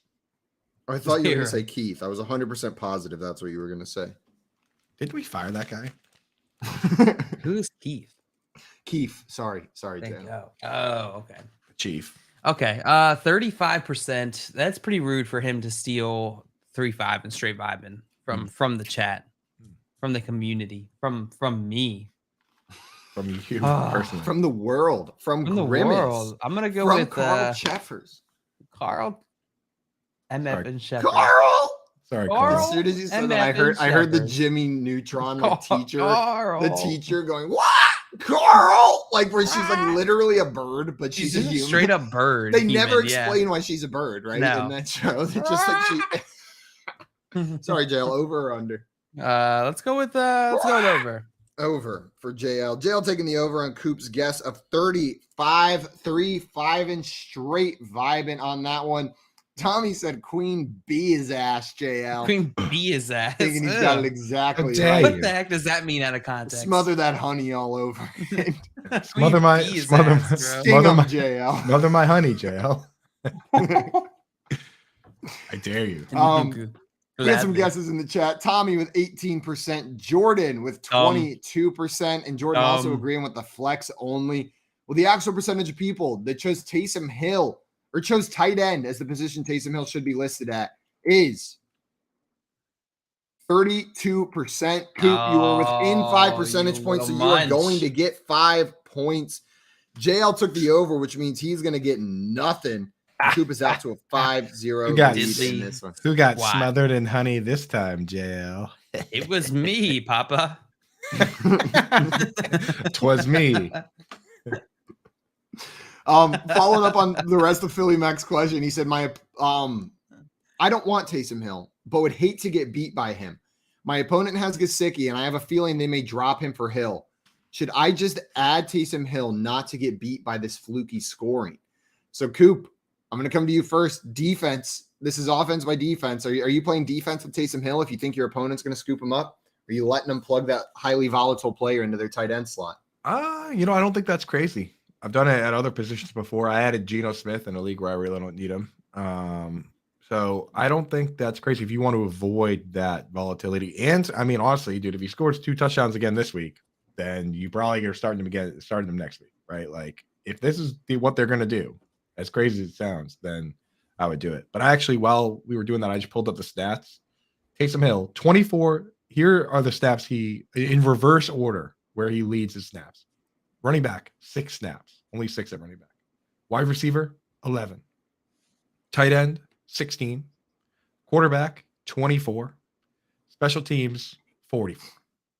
So honestly, there's an argument that his position is DST, but he does play more quarterback than anything else at this point. So especially when you consider that at least half of those tight end snaps came in week 1. So that's kind of done now. He doesn't really play tight end anymore. No, never did. Remember when the whole offseason narrative was like Taysom Hill's really going to focus on playing just tight end this year? Like, didn't they come out and say that? Like, Taysom Hill focusing exclusively on the tight end position. We're going to use him as a tight end. And then they tried it for one game and they were like, nah, like, let's run him up the middle. Taysom Hill focusing elsewhere. He can't be stopped, dude. They don't even put him in the game. He just subs himself in. I think they were like, he's like I got people come off. Andy Dalton's like, and then he gets out there. The coaches take their headset off. They're smashing their headsets on the ground, but they can't stop it. There's nothing they can do. You can't stop Taysom I got this Hill. You can't stop him, guys. Taysom. Coop, you have a 5-0 lead after that one. JL, you ready for your first poll? Yeah. This poll comes to you from Noisy Huevos, our friend Brad Evans. Dale, genuinely curious. Now, 5 weeks into the NFL regular season, where does the majority of your gaming interest currently stand? Side A is weekly bets. Side B is fantasy rosters. And side C is even split among both. What percentage of people? Side D is up your butt. And side D is up your butt, but I removed that from the poll numbers just to take that out. It was overwhelmingly winning. What percentage of people chose weekly bets here over fantasy rosters and even split among both when the question asked, where does the majority of your gaming interest currently stand? This is tough. Brad Evans, he spans the aisle here across fantasy and betting, but I'd say more recently it feels like he's more betting centric. Right. A lot of people going that way. There's a lot of money in that. There's a lot of money in that. There's nothing wrong with that. I'm more so trying to surmise here what his audience might be primarily nowadays and who might be voting on this poll. I'm gonna go with betting. Betting was the one I'm basing on. Side A. Indeed. Let's go with 35%. 35%. Jail sticking with the 35% so far. Coop, do you think the actual answer is over or under Jail's guess of 3-5 and straight vibing? Wow. Tommy with a good point in the chat. Not legal everywhere yet. So very true. Some people not even thinking about that, dude. They would never place an illegal bet. So now they also got to factor in the number of degenerates that are on Twitter, which is many. So that is true. The degenerate factor. Yeah. But I think a lot of people I think maybe the most popular answer would be both. So I am willing to go. I'm going to make the same mistake JL just made and go under. Oh no, you went over. I'll go under. Coop taking the under on this one on JL's guess of 35%. We had some guesses in the chat. Working grind. Hal saying 60% betting. Tommy with 38%. Jordan taking 17% in this one. And Hal said fantasy is big, betting is super old. We'll see how this one turns out. The actual percentage of people that chose weekly bets here was 22%. JL, you are going to get 1 point for being within 15 there, bringing your score to 1. Coop, you are going to get 2 points for correctly picking the over-under, bringing your score to 7 so far. And fantasy rosters won that poll, 49.4%. Even split among both was second, 28.7%, and the weekly bets was third with 22% on that poll. And Hal said, so I'm a degenerate after the results of that poll. No, people have different preferences. And I think we're starting to see a shift in the industry, right? We're starting to see betting become more mainstream. It's becoming a little bit more mainstream, and people are getting in on that action. You asked this question 10 years ago, and weekly bets probably does not get nearly this much. It's probably all heavy on that fantasy roster side. JL, where does the majority of your enjoyment come on the weekend? Is it fantasy rosters? It's your rosters? It's my rosters. I can't actually place wagers here yet in Maryland. Soon, though. Soon. Same in Texas. What about you, Coop? My enjoyment on the weekends comes from hanging out with all you and your lovely faces from 9 a.m. to 11 a.m. here on the Bettor Sports. And what about between weekly betting and rosters? What? Oh, that stuff actually brings me great pain. Every single day. No joy. That actually is a negative enjoyment, but hanging out with you folks, that's what it's all about. I love these two comments in here. Hal said, I was raised Catholic, so gambling is next to godliness. Yeah, that's true. I was also raised Catholic, Hal. That is right there. Betting on anything. And Jordan said, not so taboo to lose your house and family on 10-way parlays as it used to be.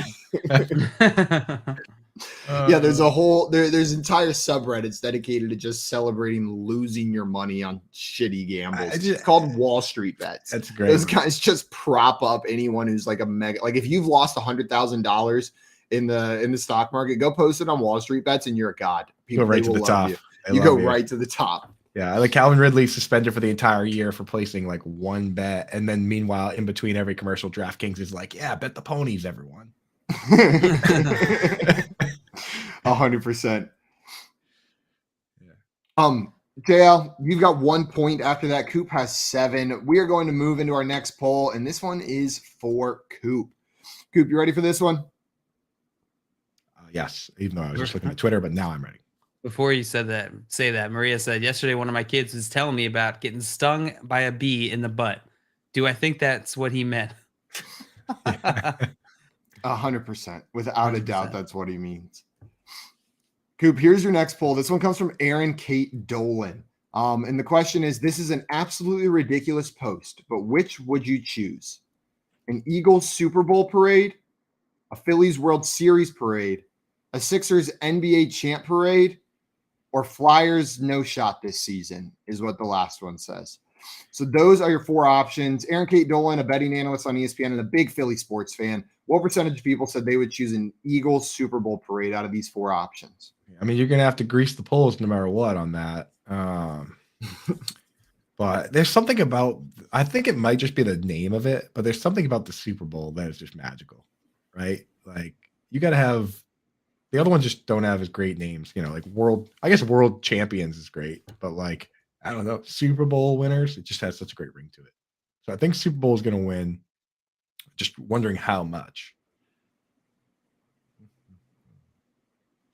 I would say at least 35% of people would pick the Eagles to win this poll. Are you guessing 35%? I think so. Okay. I'm just straight vibing all day today. Did you guys forget other numbers? Like it's the best one. It's the best guess. Coop going with 35%. They're just locking in. You know what? Maybe it increases your odds of being completely right on one of these if you guys just keep on guessing the same number every time until Keith or whoever's curating these polls starts avoiding. Maria with the same joke, and they said, is 35 the only number you guys know? Probably before I said it. Great minds think alike, Maria. We're just vibing. Great minds think alike. JL, are you taking the over or under on Coop's guess of 35%, saying they would want the Eagles Super Bowl parade over the other sports team celebrations in Philly? I'm going over. He wants the smoke.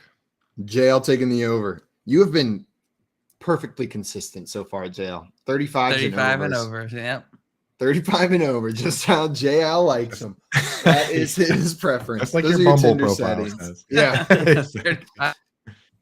It's been that way since he was 18 as well. It was always just 35 and over. What can I say? I got to type.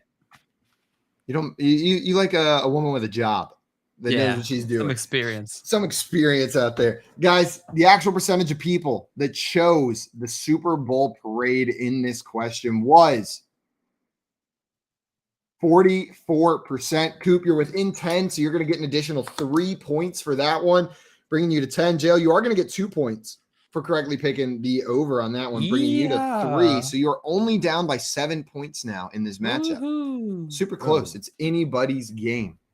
Well, I'll tell you what. Blame Keith for coming out with stupid polls. My auntie Coop texted me yesterday, and she said, "Great show, great job, and you will not lose to Mr. Smiley again."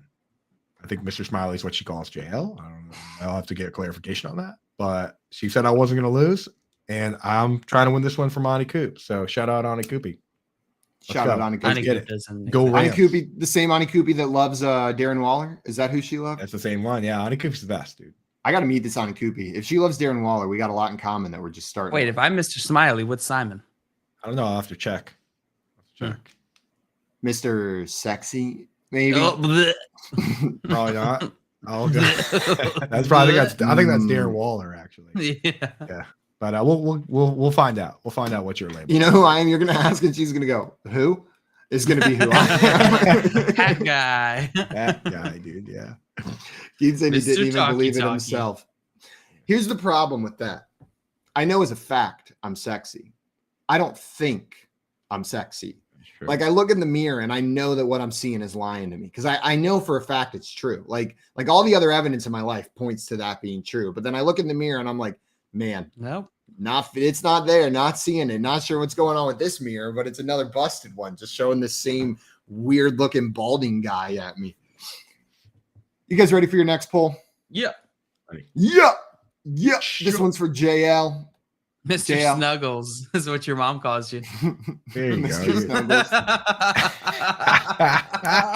Thanks, Mom. That's a really great Snuggles. That's canon. Mr. Now. Snuggles. That's canon. I'll take Mr. Snuggles. It's pretty cute. JL, Mr. Smiles, here is your next poll. Mr. Smiley. This comes from Good Morning Football. I like them. What's the defining image of Week 5? The Micah sack/forced fumble, Brian Dable amped up, the Jalen Hurts MJ shrug, or the Gabe Davis catch? What percentage of people chose the Micah sack/forced fumble? Pretty rude they didn't put Michael Carter's Waddle in this I know. poll. Come on, he did that just for you guys. Like that was directed. Like, oh, I know they're gonna love this.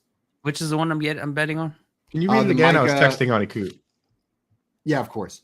What's the defining image of Week 5? This comes from Good Morning Football. The Micah sack/forced fumble, the Brian Dable amped up picture, Jalen Hurts MJ shrug, or Gabe Davis catch?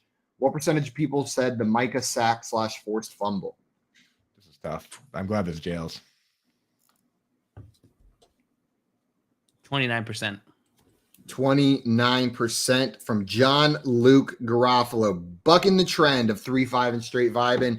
Coop, you going over or under on Jail's guess of 29%? 9%. So you think He said 29. Yeah, no, that's what I said. Oh, I thought you said just 9. No. 29%, probably pretty good guess. I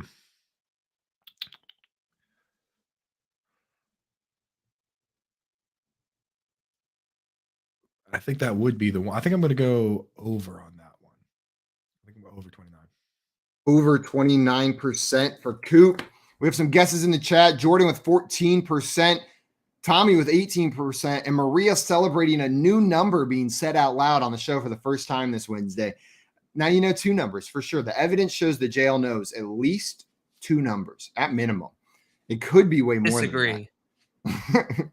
JL's like, that's not a number. I was just saying somebody else. Somebody else. That didn't come out how I intended it to. That was like my Chewbacca noise. Well, Dale, the percentage of people that chose the Micah sack/forced fumble was 9%. You were 20 percentage points off. No, I said 9. I actually said 9 on your behalf. Yeah. You said 29, which means you're going to get 0 points, JL. Coop, you Grateful. guessed the over, which means you're Excellent also point. going to get 0 points for that one. The big winner was the Gabe Davis catch with 53.4% of the votes in that one. Gabe Davis was the big winner. The Brian Dable amped up with second place with 24%. And then the Jalen Hurts and MJ Shrug were both pretty low. The Micah Sack/forced fumble was 9%, sitting down there as the lowest one this week, which means we're going into our last poll. You guys are both going to be guessing a number on this one. Whoever gets it right is going to get 5 points, unless you get it exactly right, in which case you will get 10. And JL, that is your path to victory. Getting this one exactly right. No, it is. I'm just telling you. No, it's not. No, it is. That's your path to victory. Nope, that won't is do it. 100% your path to victory. Not going to do it. Tommy said Davis catch has to be high. And then right after said, give me that. I am bigger than you. And Tommy, you got it. You nailed that one with the Davis so catch. Big, Tommy. So big. Man, you're so much taller than me. I'm so scared. Big. I'm so scared. Don't hurt me. Don't scare me, Tommy. Wow. Just pick me up and put me on your shoulders, Tommy, so I can ride around like a little kid. You're so you big boy. You big boy, Tommy. I want to go on a piggyback ride. You're Here so big. is your last poll. This one coming at you from Jason FFL. Coop, you got a piece of paper or a phone or something to write this down on? I'm going to write on my Look at phone that. with this pen. Look at that. Here's your final poll coming to you from Jason FFL. Men, when you pee standing up, do you lift the toilet seat up or leave it down? What percentage of people said they lift it up? Hopefully a lot. Coming to you from Jason FFL. What are we predicting? We're guessing the number of dudes that live with chicks. Is that what this poll is? The first one is lift it up or leave it down. The first one is lifted up. And Tommy said, wait, you pee standing up? Not usually. Easier to look at my phone sitting down. It is easier to look at my phone sitting down. Yeah, toilet time is like treasured. And I usually do not. The only time I'm standing up is when I'm running out there while Coop's creating the all tight end team. Then I pee standing up because I'm in a hurry. I love how it's treasured, but you spend 12 hours a day doing it. You sit down, and then once your legs start to get like tingly, that's when you know you got to get up. That's the worst, especially when you're on your phone. So you're like leaning forward with your elbows on your legs, so it like cuts it off even faster. And then you just fall on your face when you try. I was going to say there was one time at work when I worked at Panasonic where I was in the stall and I stood up. There were other people in the bathroom, and I full on just collapsed forward into the door in front of me. Pants around your ankle. Pants around my ankles, full body collapsed into the door. I don't know who saw because I stayed in that stall until whoever else was in there left. I've got a couple bad. The other one, I was in there pooping in there such a long time. And I fell asleep on the toilet. This was when I was an intern in college at Club Car. I'm out there and I fall asleep and I wake up and it's dark. The lights are off because they have automatic lights in there and I had fully fallen asleep. And then as I'm about to get up to leave, somebody walks in. And so I lift my feet up and I'm like, I cannot let them know that I was in here. Like I was in here so long that they walked in and turned the lights on. They were walking in for work the next morning, and it was also daylight saving time. So you're actually late.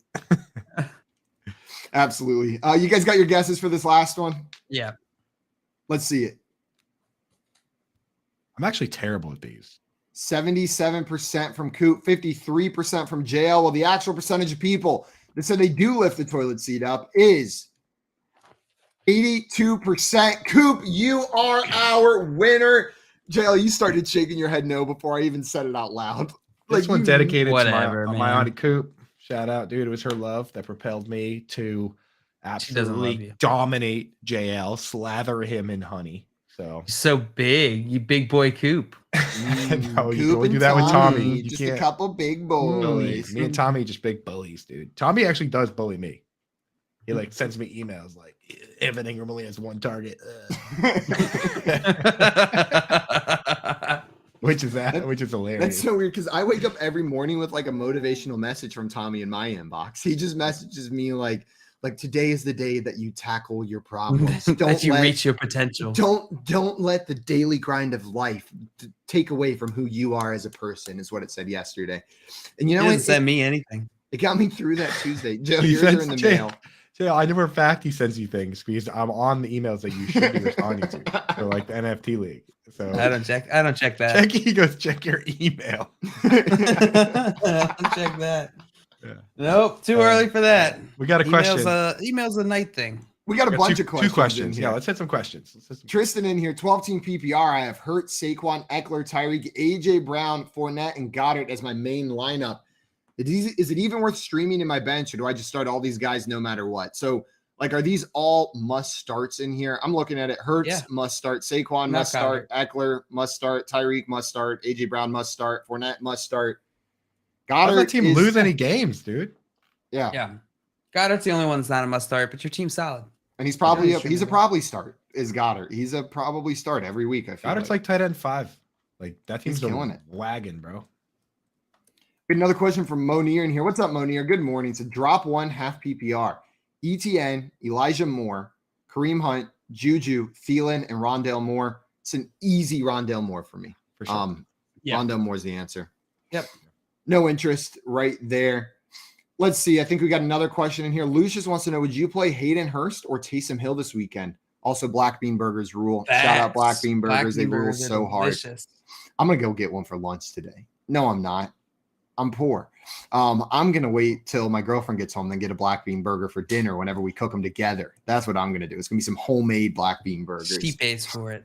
No, we have the beans, JL. I can make a Black Bean Burger. I think I got beans. They're like 60 cents a can. Got the beans. We got so many beans here. We're a bean-loving household. What did I just ask? Oh, yeah, Coop. Hayden Hurst or Taysom Hill this week? So that is actually right around where I draw the line. Because Hayden Hurst, he is going to be this year's Hayden Hurst, where he like props himself up with you could say like Titans Jonnu Smith, where like he's propping himself up with touchdowns, but he's really the 5th target on that team, not even the 4th target. And to have upside, you need to be a top 2 target on your team or be the de facto goal line back as a tight end, I guess.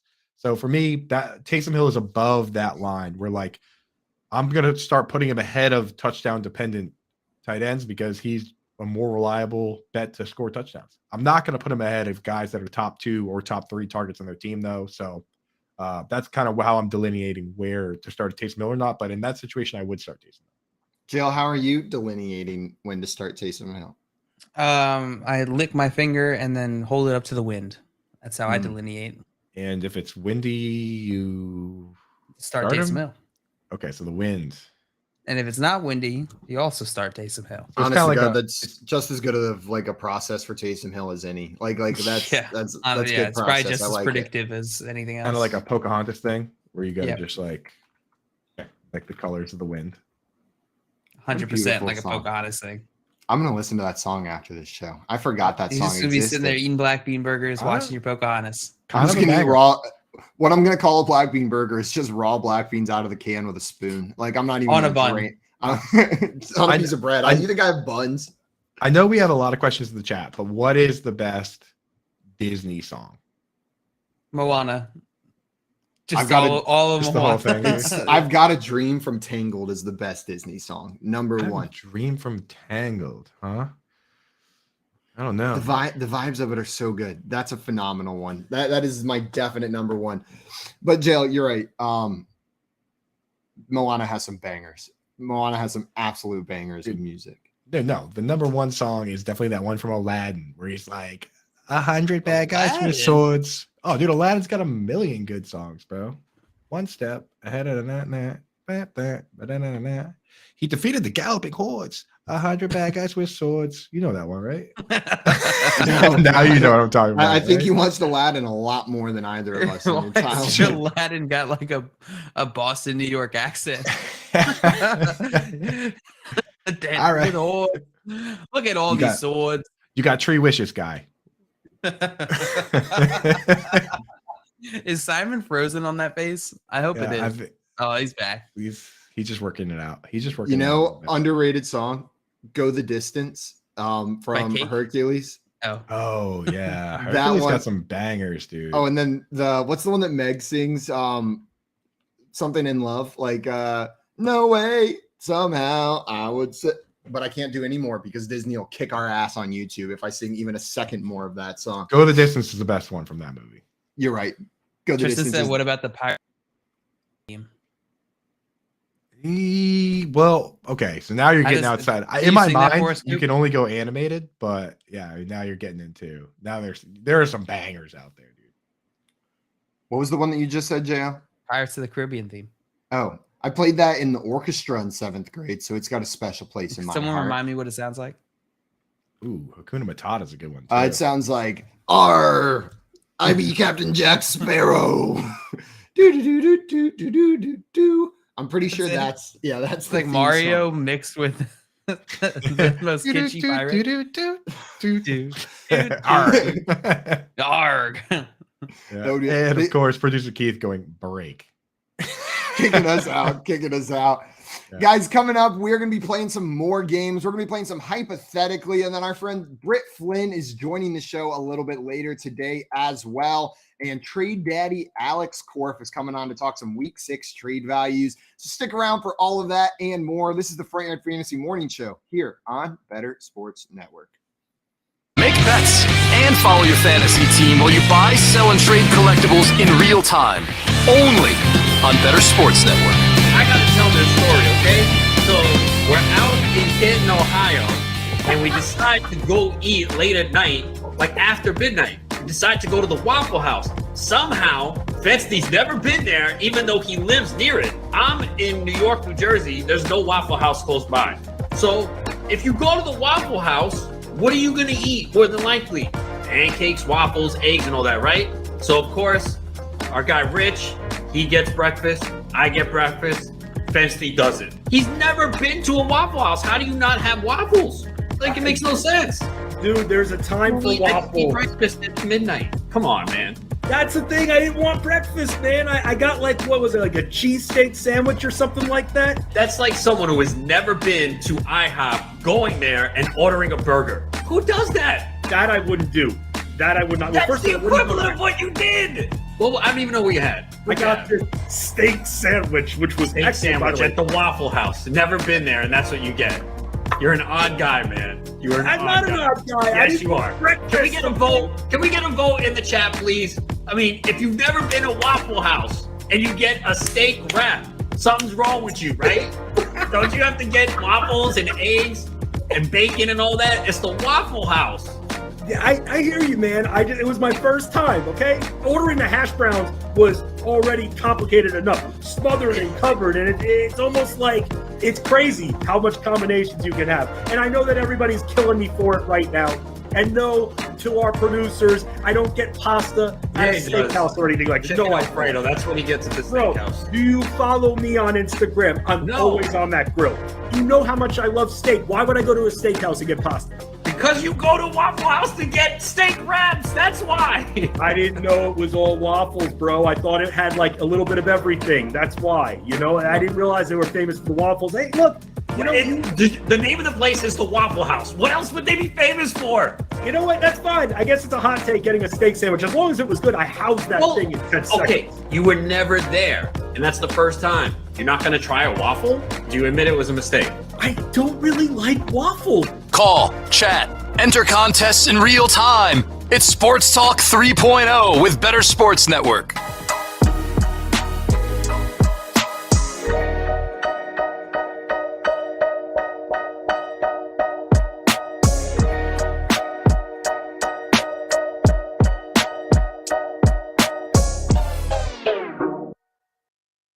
What's up, everyone? Welcome back to the Front Yard Fantasy Morning Show here on Bettor Sports Network.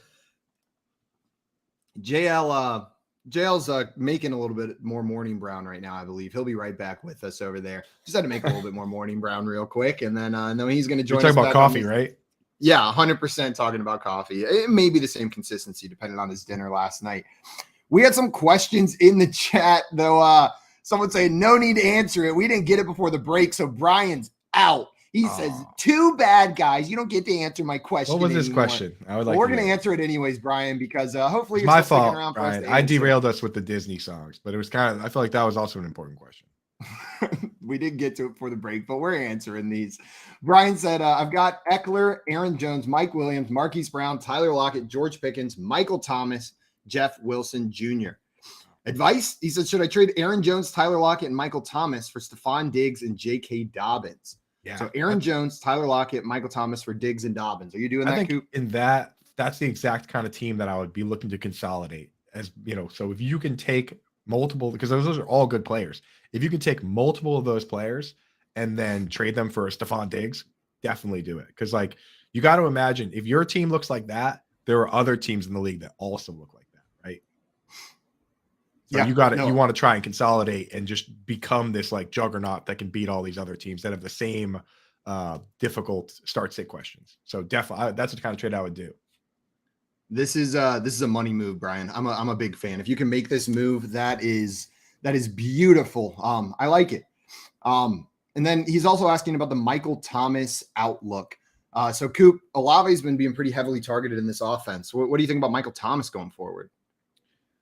I like Michael Thomas, but the thing is, like, in this situation, in my opinion, Aaron Jones isn't far off the RB that was included, and Michael Thomas, to me, not only is he not as good as Stephon Diggs at this stage in their career when both are healthy, but Michael Thomas is just like such an on-off injury risk that, you know, would you be surprised if he were to continue to miss time or miss time in the future? Like that's just kind of who he is at this stage in his career. That's what happens when you get to a certain point, the injuries rack up, and you know, anybody around that age is a threat to miss games. You know? Yeah. I love this last comment from Brian. He said, "My B was just listening about beef burritos and toilet seats and then break." And welcome to Front Yard Fantasy, Brian. It's a little bit of that experience, but we hit these questions. We make sure to get those questions in, get you guys the advice that you need as much as we can. Do we have any other questions here? I don't think so. So it's time for some questions of our own. Brian, if you liked beef burrito and toilet seat talk, you're going to love what we're about to do next. We are about to play one of our favorite games, Hypothetically. We're about to get started with Hypothetically.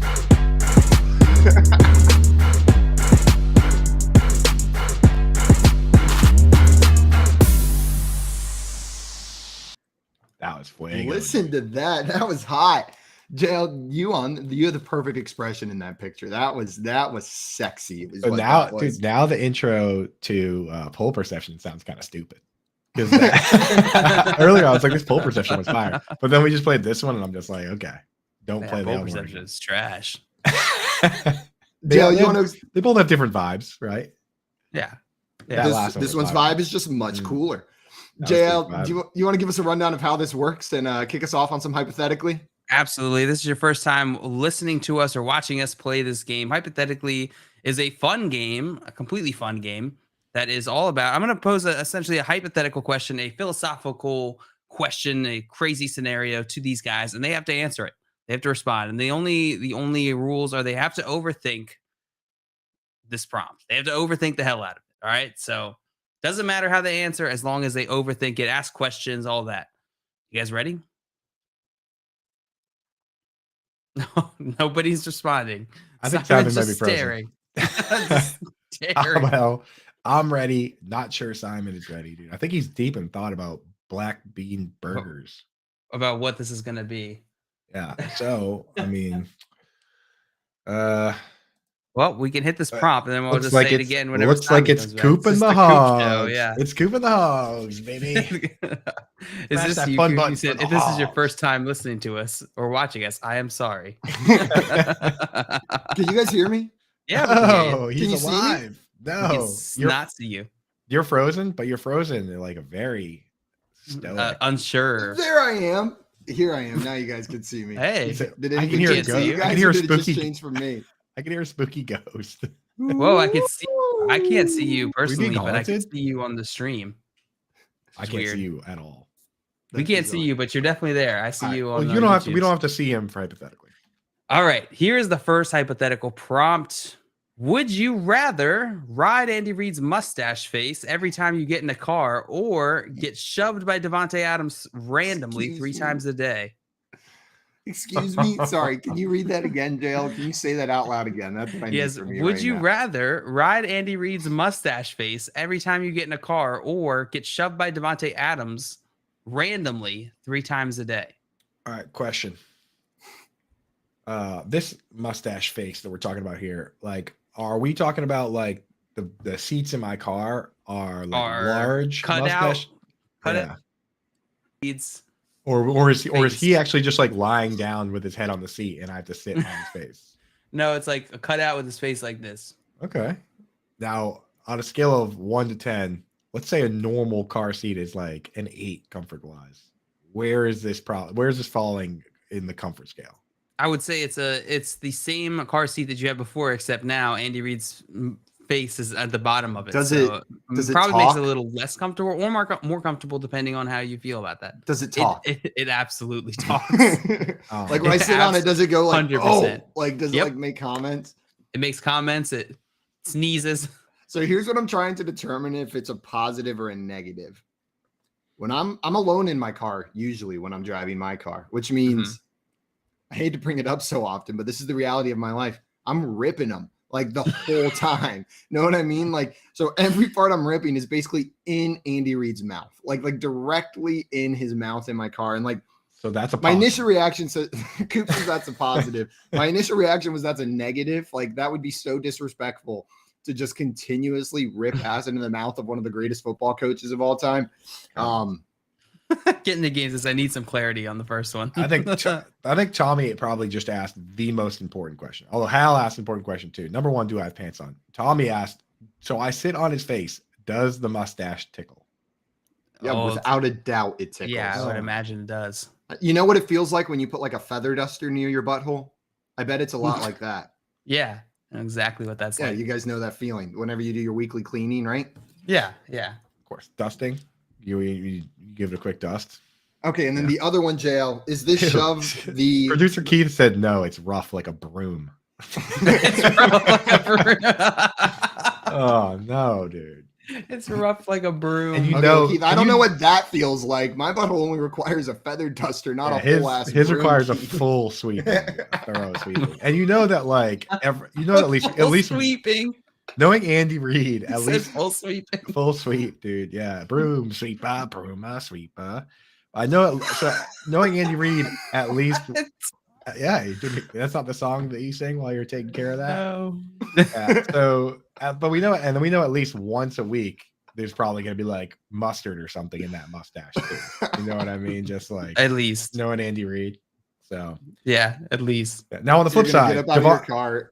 Devontae Adams, do I see him coming at all, or is this just like no idea? I think it's a mix. It's a mix of knowing and not knowing. So randomly, sometimes you'll just be sitting there talking to somebody and you'll just get shoved. Like right now, Devontae Adams might just open the door behind you and shove you off your chair. But other times, you'll see it coming. For some reason in my mind, it immediately went to like it follows rules. Like no matter where I go, Devontae Adams is always just walking towards me, ready to push me. If you like, he's never running, but wherever I go, he's always just walking towards me to come and find me and push me. Is it the same level of hardness as he shoved the cameraman? Like, is that the level of shove it's I'm around getting? that level. Okay. It's Isn't around even that that hard. level. Isn't even It that hard. fluctuates a bit. I'm not sure he knocks me over every time. Know what I mean? Like if I'm ready for it, I think maybe I can stay on my feet. But Maybe. randomly is a problem. Like what if I have a knife in my hand? Know what I mean? Like that's you terrifying. better learn how to throw that Or bad boy away. for me, Simon, you won't have this problem, but I could be carrying like a hot bowl of soup. You know what I mean? Like Simon, you obviously hate soup, so that's not gonna happen with you. But for me, that's an additional risk. I hate eating soup. I've never said anything about carrying soup, Coop. So It's you the actually, difference. you do a good amount of hauling soup. Soup hauling. Yeah, I'm a part-time soup hauler. Yeah, that's your job. At dude. Just Panera, a he gets a lot of work at Panera. That's my long- job outside of this. I got a big rig full of soup. Just drive it around, Big splashes rig full of around soup. everywhere. The Long back isn't all hauls. the way full. It's just mostly full so that it sloshes. Long haul So truck some- chucker. Soup, Soup bootlegger. bootlegger. Yeah. Yeah, Okay. that's my Soup dream bootlegger. career. All right. By the way, I see these comments in the chat. We're going to hit these in between these prompts. So stay tuned. Yeah, we'll get Also, Hal said scary ass idea, Simon in a big rig. Yeah, and I can confirm that. I've played a lot of American Truck Driver Simulator, and I am really bad at it. I get in wrecks every trip, and sometimes I'll make it all the way to the end and think we're in the clear, and then I wreck as I'm parking it, just ruin everything inside. Now, on the flip side of that, Simon, like if you're driving your big rig full of soup, like Andy Reid being there every time is gonna be so annoying. He's gonna be like, "Give me some of that soup. What soup are we hauling today?" Really You know what I mean? It's hungry, like, bro. shut up, Andy. Oh, I'm saying, I got some soup. Is that I got broccoli some cheddar? soup for you, Andy. What's Reid. the soup today? You know, and then you got Brock cheddar all in the mustache, and then your bucket's all wet. Brock You cheddar just all sit on over the that. seat. He asked what the soup of the day is, and I just show him the app that tracks my meals from the previous day. Ew. Here's your soup of the day, Andy.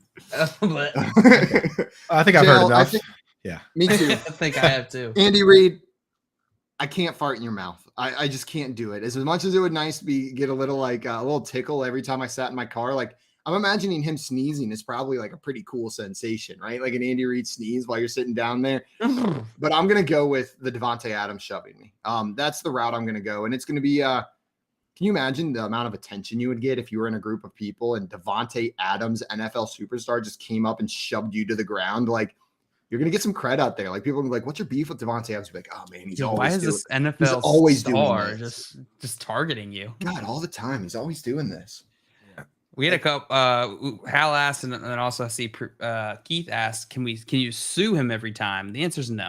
You cannot. You sign a legal document that says you're cool with Devontae Adams pushing you 3 times a day. Yeah. So, usually I disagree with Simon because, we disagree on a lot of things like hamburgers.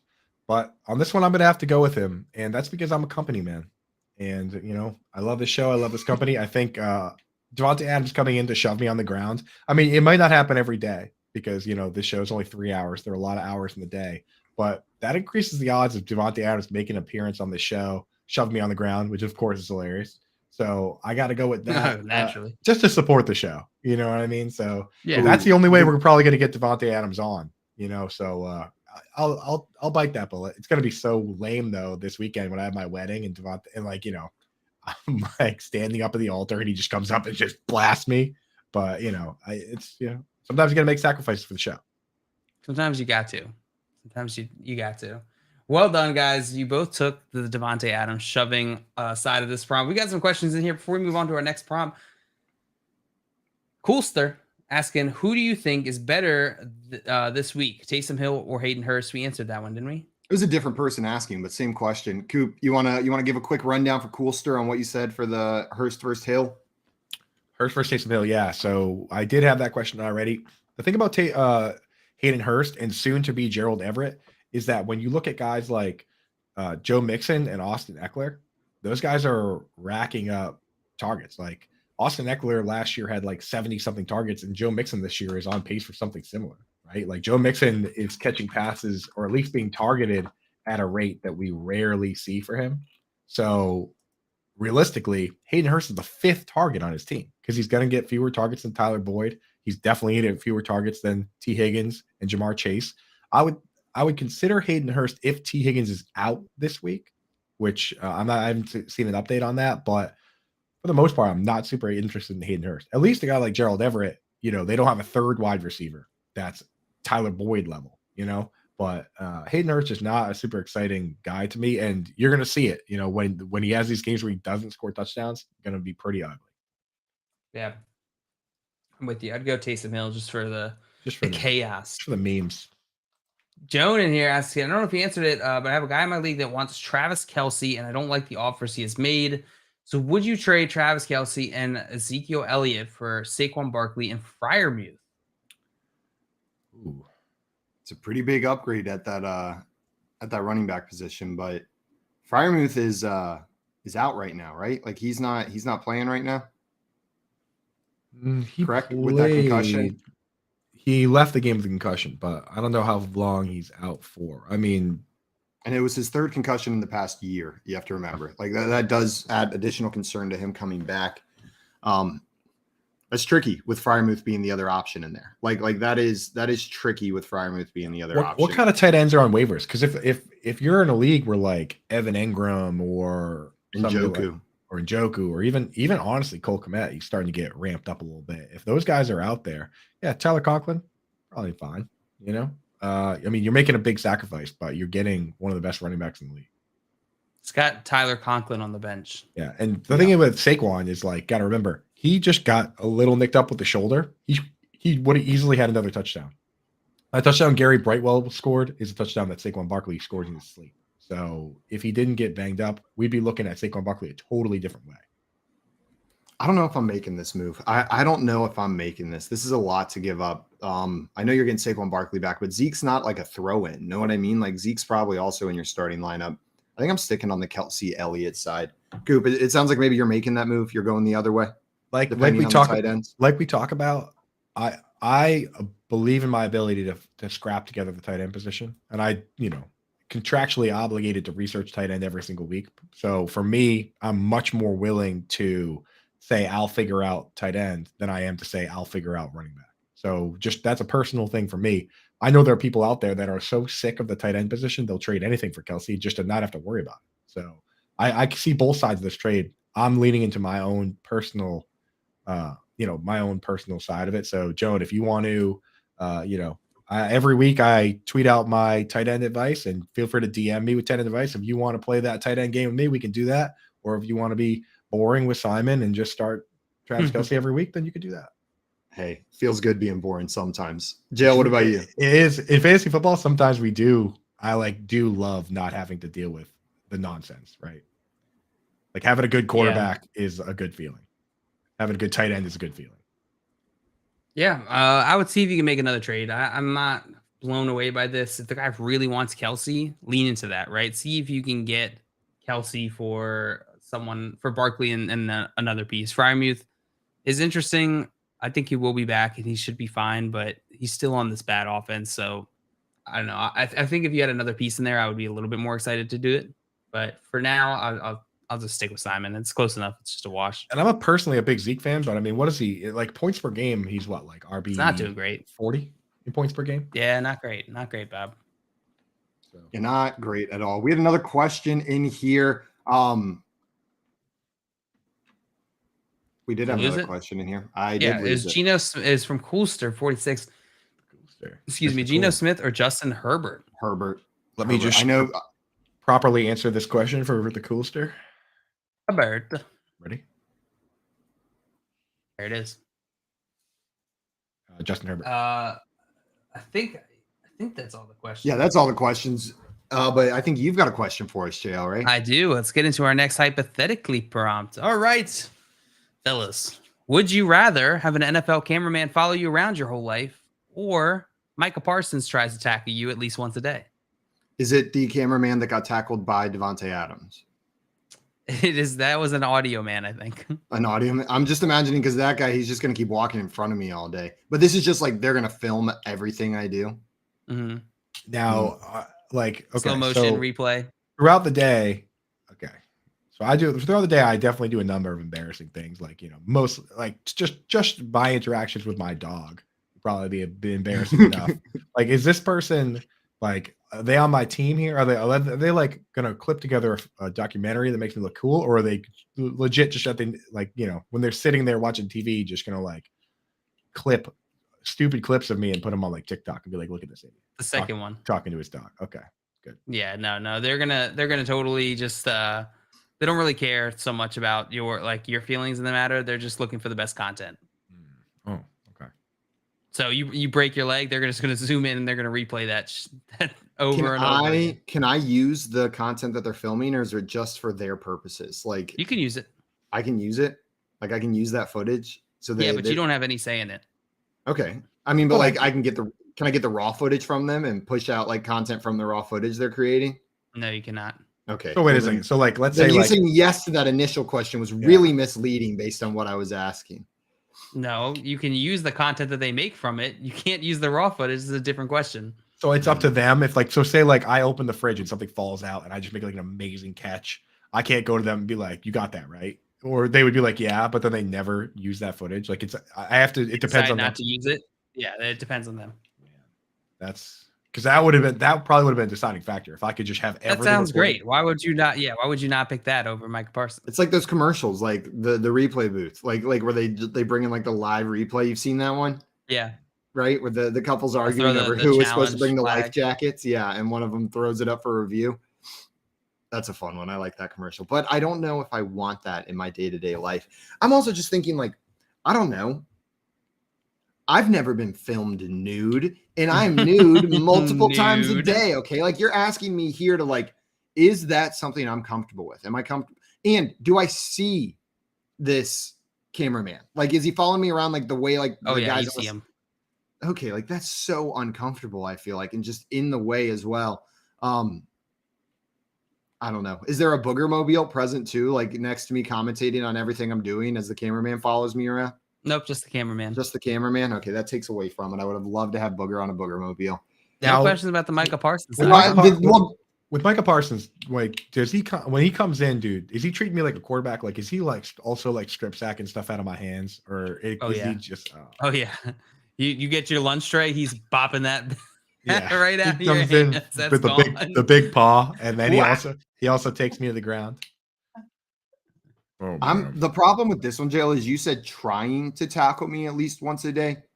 There's no trying. He's just tackling me succeed, at least yeah. once a day.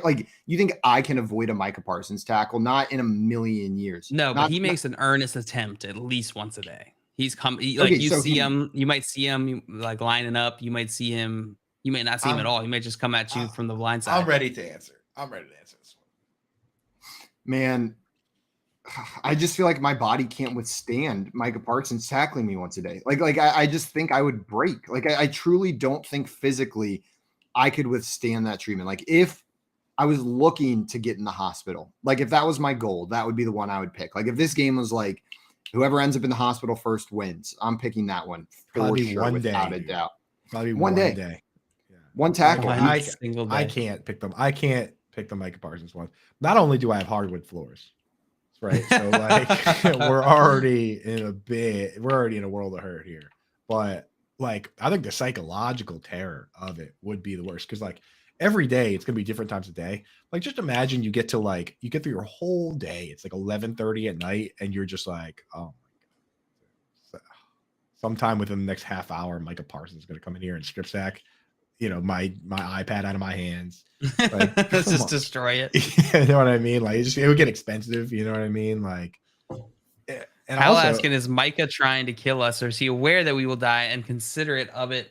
He's aware. I mean, the man does not want to fill out all the paperwork that's going to be associated with you dying. So yeah, he's aware, but he also gets a little bit of enjoyment out of hitting you. So he'll he's be not out going to of be like, he'll be out of giving work you a if he little kills soft me. shot. He'll be out of work. You know what I mean? Like, what's he gonna do every other day? But yeah, I can't do it. I can't I'll catch a handle it. manslaughter charge if he actually does end up killing you. The thing is, But like, it'll how is he gonna probably get? Like, thrown what away happens if for it. he doesn't get me? Like, what happens if I just go up in a helicopter one day? You know what I mean? Like, if I get through the whole day, does he still come back tomorrow, or am I free? No, he comes back the next day. It's once a day. He tries at least once a day. So even if you're if in a I helicopter, he's gonna even if I try. manage to escape for one day, He still tried.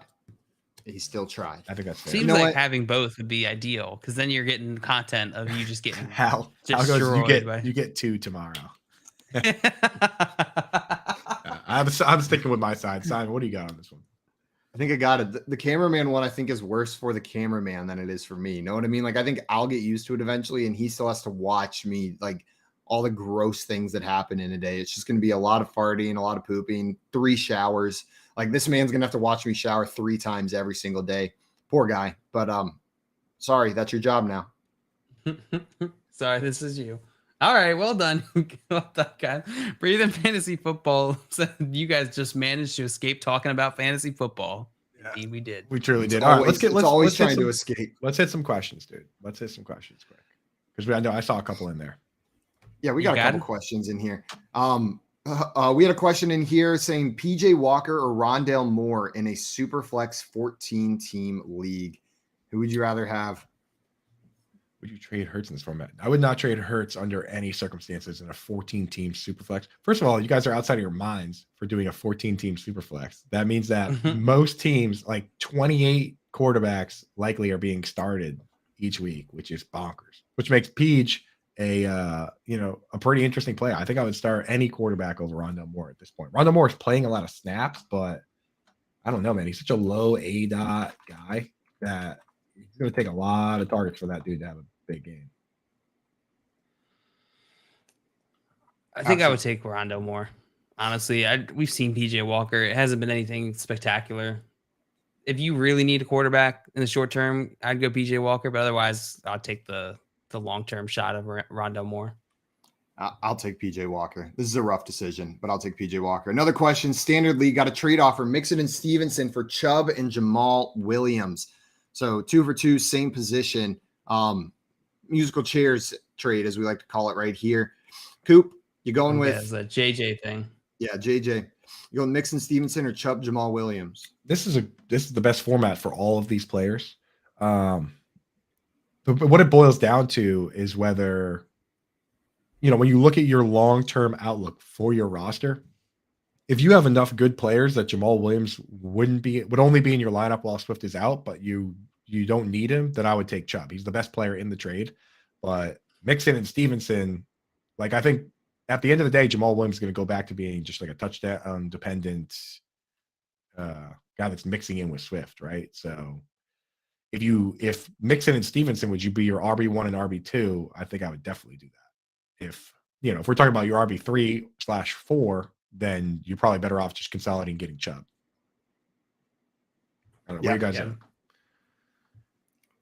think? Roster composition comes into play.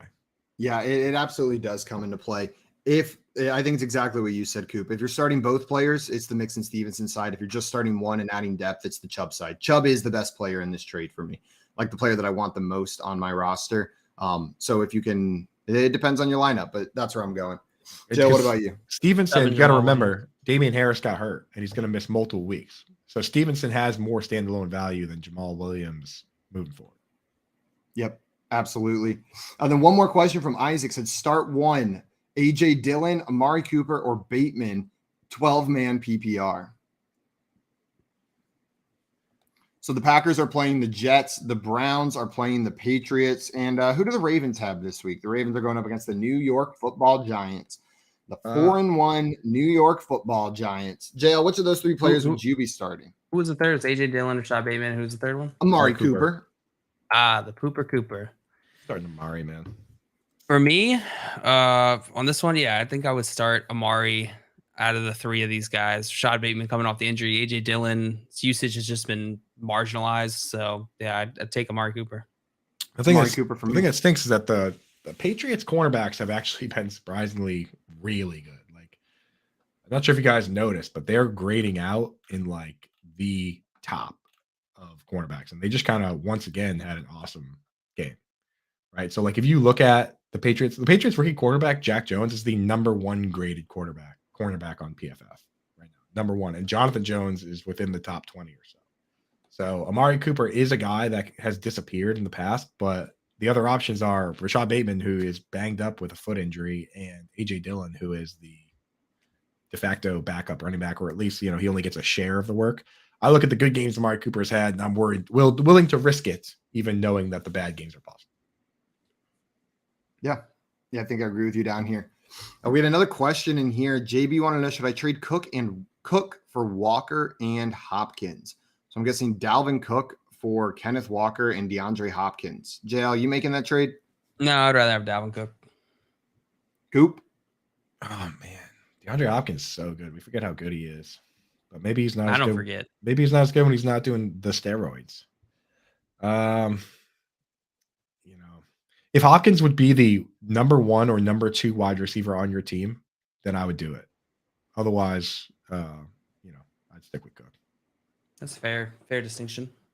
I think I'm sticking with Cook, though. Having Walker on that other side does make it interesting, right? I am excited for Kenneth Walker. If you guys had to guess, rest of season, do you think Kenneth Walker's an RB1, RB2? What range are you putting him in with Rashad Penny out? High end RB2. RB2, yeah. RB2. I think Rashad Penny wasn't even an RB2, was he? Yeah, he was close. He's pretty good games. He was good. He had some good games, but again, it's the Seahawks, so you never really know. I saw BFFL in there saying earlier that he thought Travis Homer was going to be the starter whenever he came back. Do you think Travis Homer is going to eat into Kenneth Walker's workload when he's back? Probably not. Probably not, right? They drafted Kenneth Walker high, man. Got to let that guy ride. So high. But they also drafted Rashad Penny super high and didn't really use him much for a couple of years there. So yeah, I don't know what was going on with that. The Seahawks don't care who they drafted where. They like that's one team where I'm just like they literally couldn't care less. They'll start that 7th round guy over the 1st round guy, no questions asked, week in, week out.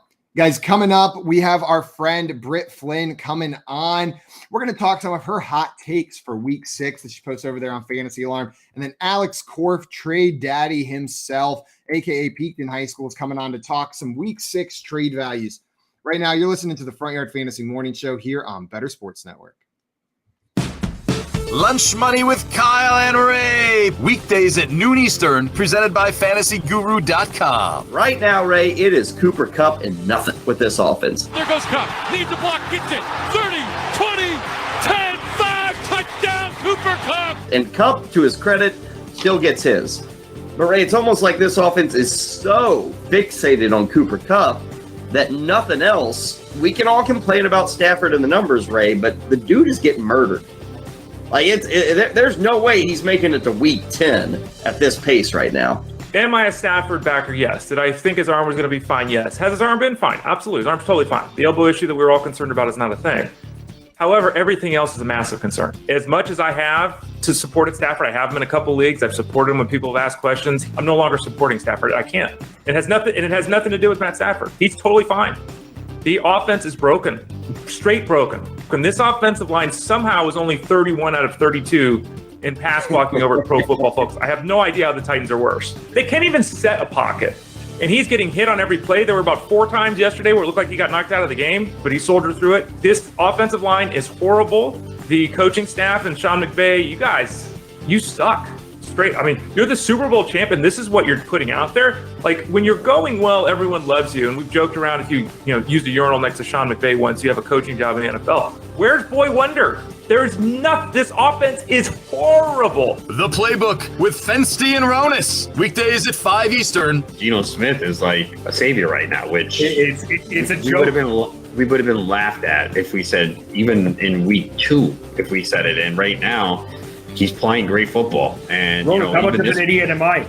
I mean, all the shows we were on together, I would repeatedly say, I'm not touching Metcalf, I'm not touching Lockett. Everyone said that. I mean, Metcalf especially, because for a while he was going in that like mid-4th round. Lockett, at least, you could get him at a decent value, the 7th, 8th round towards the end of draft season. But I was still like, I don't trust Geno. I'm not going Metcalf. I'm not going Lockett. I said it 1,000 times, and Geno Smith's been turning heads.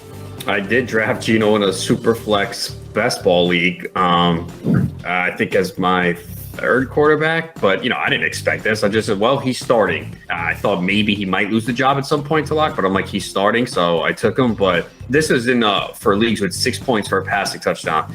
Josh Allen is averaging 36.1 points per game. Lamar's at 31.8. Mahomes 28.8. Hurts 27. And then there's a drop off to Goff at 23.8, and that includes his crappy game this week. So Geno's at 8th, 23.5. I mean, it's been pretty bad. Bettor Sports Network is betting, fantasy, collectibles. It's sports talk done better.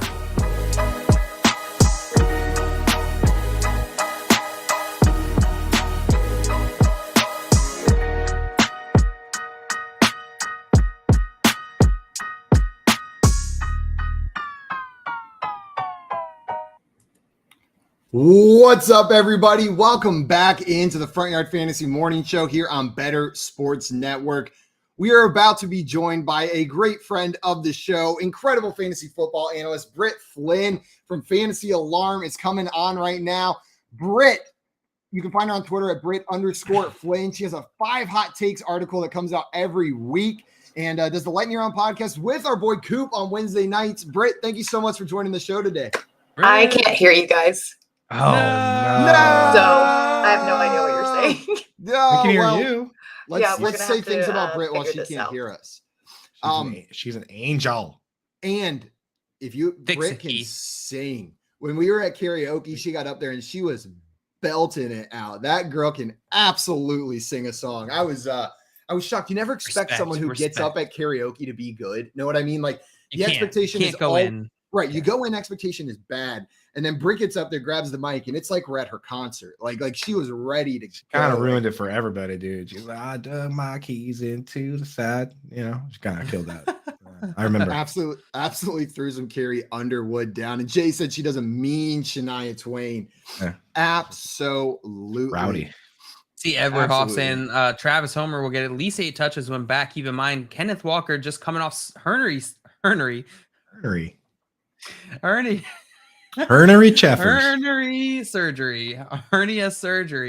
Well, he's okay to play, but he's not 100%. It's a good point. It's a good point. But we've seen some of those. We've seen some guys struggle with the hernia surgery stuff. We've also seen some guys come right back and be amazing. Adrian Peterson, Marshawn Lynch had like career years coming off that surgery. But again, Simon Grunewald. When I was 5, career year. That kindergarten was a year for the books, man. After that hernia surgery, for the book. Oh man, I killed it. I was wrestling like a champ in the 35-pound weight class. Like hernia surgery couldn't hold me back. Crushing the ball in kickball. Oh man, yeah. Who cares that I was the smallest kindergartner out there? I was absolutely killing it the whole time. Didn't matter.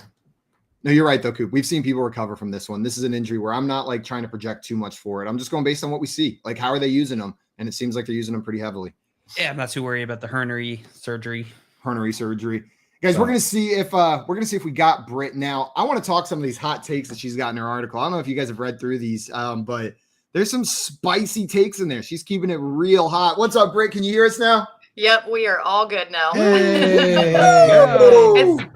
You guys just have no idea how early this is for me. I'm not a morning person. So, like, of course, there's going to be some kind of technical issues. But, yeah, I'm here. We're good. I don't remember anything before the 3rd hour of this show every single day. I'm, like, still half asleep. And this is when my memory kicks in. You know what it was? All the tech was perfectly fine. But your ears don't actually work until 9 o'clock. We got you on at 8:59, so we actually needed. Yeah. Now ears working fine now, Britt. They're awake. Yeah. Yep, they're awake. They just needed that little extra bit of coffee to kick in. Perfect. A reminder for everyone watching: this is Britt Flynn of Fantasy Alarm. You can find her on Twitter at Britt_Flynn. She's got a 5 hot takes, and oh boy, are they spicy article that comes out every single week, and does the Lightning Round podcast with Coop on Wednesday nights. This is a Fantasy Alarm crew representing. Britt, I was reading through this hot takes article, and there was one that really jumped out at me that I wanted to talk about first. It was that Brandon Ayuk is taking over as the better wide receiver to have in that San Francisco offense over Deebo Samuel. I read it, but you want to give us the breakdown of why you're saying that, what that means, and this is spicy. This is hot. Yeah, I mean, that's the whole point of this article. We don't want to go out there and just kind of recycle takes that everybody else puts out there. Like, we are bringing the heat, like the Scoville scale, number 1. This is what we do. But I think that Ayuk is kind of trending towards overtaking Deebo as the better fantasy wide receiver in San Francisco because he's out snapping him. He's getting more production on his targets and his receptions than Deebo is getting. And if you kind of look at it, he's been the more consistent receiver outside of that one monster game that Deebo had. Ayuk is actually putting up the more consistent numbers of the two. So I think the further we go along with Jimmy G under center, that we're actually going to see Ayuk emerge as this guy. And Deebo actually might be relegated to more of that wide back role that he was used in last season. So. Yeah, Brett, I mean, I go back, and that's the thing. Like, when you have the hot takes articles, whenever they're fresh, they always sound like crazy a lot of times, right? Like the most recent ones, you're going to look at them and be like, what? But I go back and look at some of yours from earlier in the year. We're talking like week 2, Britt Flynn comes out. Jaguars are the team to beat in the AFC. Kind of check mark. Dude. Nick Chubb is a league winner. That's like RB1 right now. Joe Flacco should start even when Zach Wilson's healthy. We don't know on that one yet, but maybe. Carson Wentz is fool's gold. That turned out to be true. Tua Tagovailoa will lead the league in passing yards. On concussion is what stopped that, but I mean, he was wheeling and dealing. Those are 5 at the time scorching hot takes from week 2 that, pretty solid. Yeah, so mostly far. it. Yeah, and the best one, Yeah, I undersold the Nick Chubb one. Nick Chubb is a league winner, and in quotations there, yes, even in PPR leagues where he is currently the RB1 in half PPR, and in full PPR RB2, only behind Austin Eckler. So dang, girl. I just polished off that old crystal ball, Polished off the old crystal ball. To have that kind of hit rate on hot takes is a little bit crazy. You know what I mean? Like hot takes are supposed to be hot, supposed to be spicy, and those were all hot, like super spicy. This Ayuk one, when I read it, it shocked me. But all those numbers that you have in there, like I went and looked into it a little bit. Like you're 100% right. Everything you're saying, he is out snapping him. That doesn't seem like the case when I'm watching the games, right? And it's probably like my bias towards Deebo Samuel from the offseason going like every time I see Deebo on the field. And you even mentioned he is being targeted more right now, but they're not those high value targets that Ayuk is getting. Like it makes sense. All the numbers check out, the story checks out, and my fantasy teams hope you're right on this one. I would love to see Brandon Ayuk step into a bigger role. Scottfish in the chat. Scottfish in the chat says Britt may be a witch, and to be honest, Britt, that's why we brought you on. This is actually a witch burning. Keith, fire up the torches, please. Oh man, you can't do that in spooky season. Come on, at least wait until November. It is spooky season. Yeah. We are pro witch on this show. Coop, pro witch. We are pro witch program. The other hot take, Britt, this one struck me a little bit closer. It hurt a little bit because if you're right, it really hurts my feelings in fantasy football. And that's that Taysom Hill is a must start as long as Jameis Winston is out. He has to be in your lineups as long as Jameis Winston is out. I can't stand what Taysom Hill does for fantasy football, but it sounds like you think he's got to be in your lineups until Jameis is back. Well, in week 1, I wrote that he purely exists to infuriate your fantasy football teams. And I still believe that to be true. I mean, he is the most infuriating player in the entire NFL when it comes to fantasy. But with that tight end eligibility, I mean, there's so much upside. And the tight end position is kind of murky. I'm just going to say murky to be nice outside of Travis Kelce and Mark Andrews. Aside from that, you don't really find any consistent producers from week to week. And when you have a guy who can go in there as a quarterback, as a rusher, he finished this week with 0 targets and still had 30-something points. I mean, that is just insane. And so until Winston comes back, until these receivers get healthy, I think you have to start him just for that upside. Am I going to like it? No. I don't feel nice about it, but those points will make you feel nice about it afterwards. Yeah, I've come around. Like at this point, you need to rank him ahead of any touchdown dependent tight end because he's also touchdown dependent, but he just does it better, right? Like his odds are just better than these guys that are like catching 2 passes and either score or they don't. So like, are you going to start Will Disley and hope he scores a touchdown while he's amassing, 2 or 3 catches for 25 yards? Or do you go with Taysom Hill? You know what I mean? Who's probably going to get 25 yards either way, and he's either going to score or he's not, or he's going to score 3 times. So I gotta start. I'm actually going to put him in the rankings. At this point, he's got to be in there because the upside is just too great. Yeah. Yep. Great. There's a couple questions here in the chat. Maybe you could help us out with. Zero Destroyer asking, "Hey, what's up? Should I start Tom Brady or Geno Smith this week? What do you think about that?" Ooh. Spicy question for the Spice Queen. That is spicy. It depends, I think, on if you're chasing upside, like how are you projected in your matchup? Are you a big underdog or do you need a safe play? That to me, if you need a safe play, go for Brady. If you need the upside, go Geno. But Brady hasn't looked that great so far this season. I never would have ever thought that this would be a question. Right. But I mean, Geno's looked good. And for fantasy, he's put up the points. So you need that upside, go Geno. Yeah. I mean, because you're right. Brady gets the Steelers. We saw what Josh Allen did to the Steelers this week. Didn't really have any trouble there. But on the flip side, Geno gets the Cardinals. That game could be a big time shootout. So the floor is lower for Geno. I think I'm just going to go Geno. Just going to play for the upside. Just go crazy, He says he has 4 people on buy, so need the upside. Projected 110 versus 140. So it is absolutely one of those situations. The over-under in that Cards game, I think is like 52, 51 and a half, somewhere in that range. So got to lean into that. And then the follow-up question was Michael Thomas or Chris Olave at the flex. You guys think about that? Ooh, I think I'd rather go Olave. If he's out of concussion protocol. Right. Yeah, that was a bad hit, but yeah, and Michael Thomas, the injury is concerning. He hasn't played yet, right? Michael Thomas, we don't even know what he's going to look like when he comes back, if he's going to play the full game or not. Like if Chris Olave gets cleared, that's the thing about concussions. typically if these guys get cleared, they're cleared to go.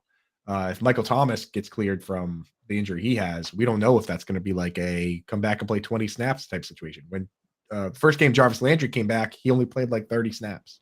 So I'm with you, Britt. Go Olave. Go Olave. We got another question in here from Edward asking flex full PPR. So it's a flex position, Christian Kirk or Jacoby Myers this week. What do you think about this? These questions are tough. If you have a tough question like this, call back 3 p.m. Ask for Nando. And ask specifically for Nando. If you have any softballs, throw them this way. If you have any really tough questions, like trades that like 6 players and you're getting back 5 players, give those to Nando. He's got this. Yeah. What do you think about this? Christian Kirk or Jacoby Myers in the flex this week, Britt? Jacoby Myers has had a quietly good season and he's been consistent with it. It really worries me, with Bailey Zappi at quarterback, but we've had 2 back-to-back weeks of just kind of subpar Christian Kirk. So Myers gathers up those targets and I think I have to lean Myers here. Go Myers. What about you, Coop? Are you going Myers or Kirk here? Yeah, I mean, at this point, we know that the Jaguars' offense runs through Evan Ingram. I couldn't even say that with a straight face. I couldn't say it with a straight face. But I mean, just saying, dude, he's right there in the mix. He's mixing it up with the boys. Up with the boys. I'm with you. The Patriots' offense does run through Jacoby Myers. He's the go-to guy on third down, which in this league means something. We say all we want about the game plan and this and that, but at the end of the day, when you're watching the game, the entire game is literally just trying to get first downs and then hopefully getting touchdowns. That's the entire game.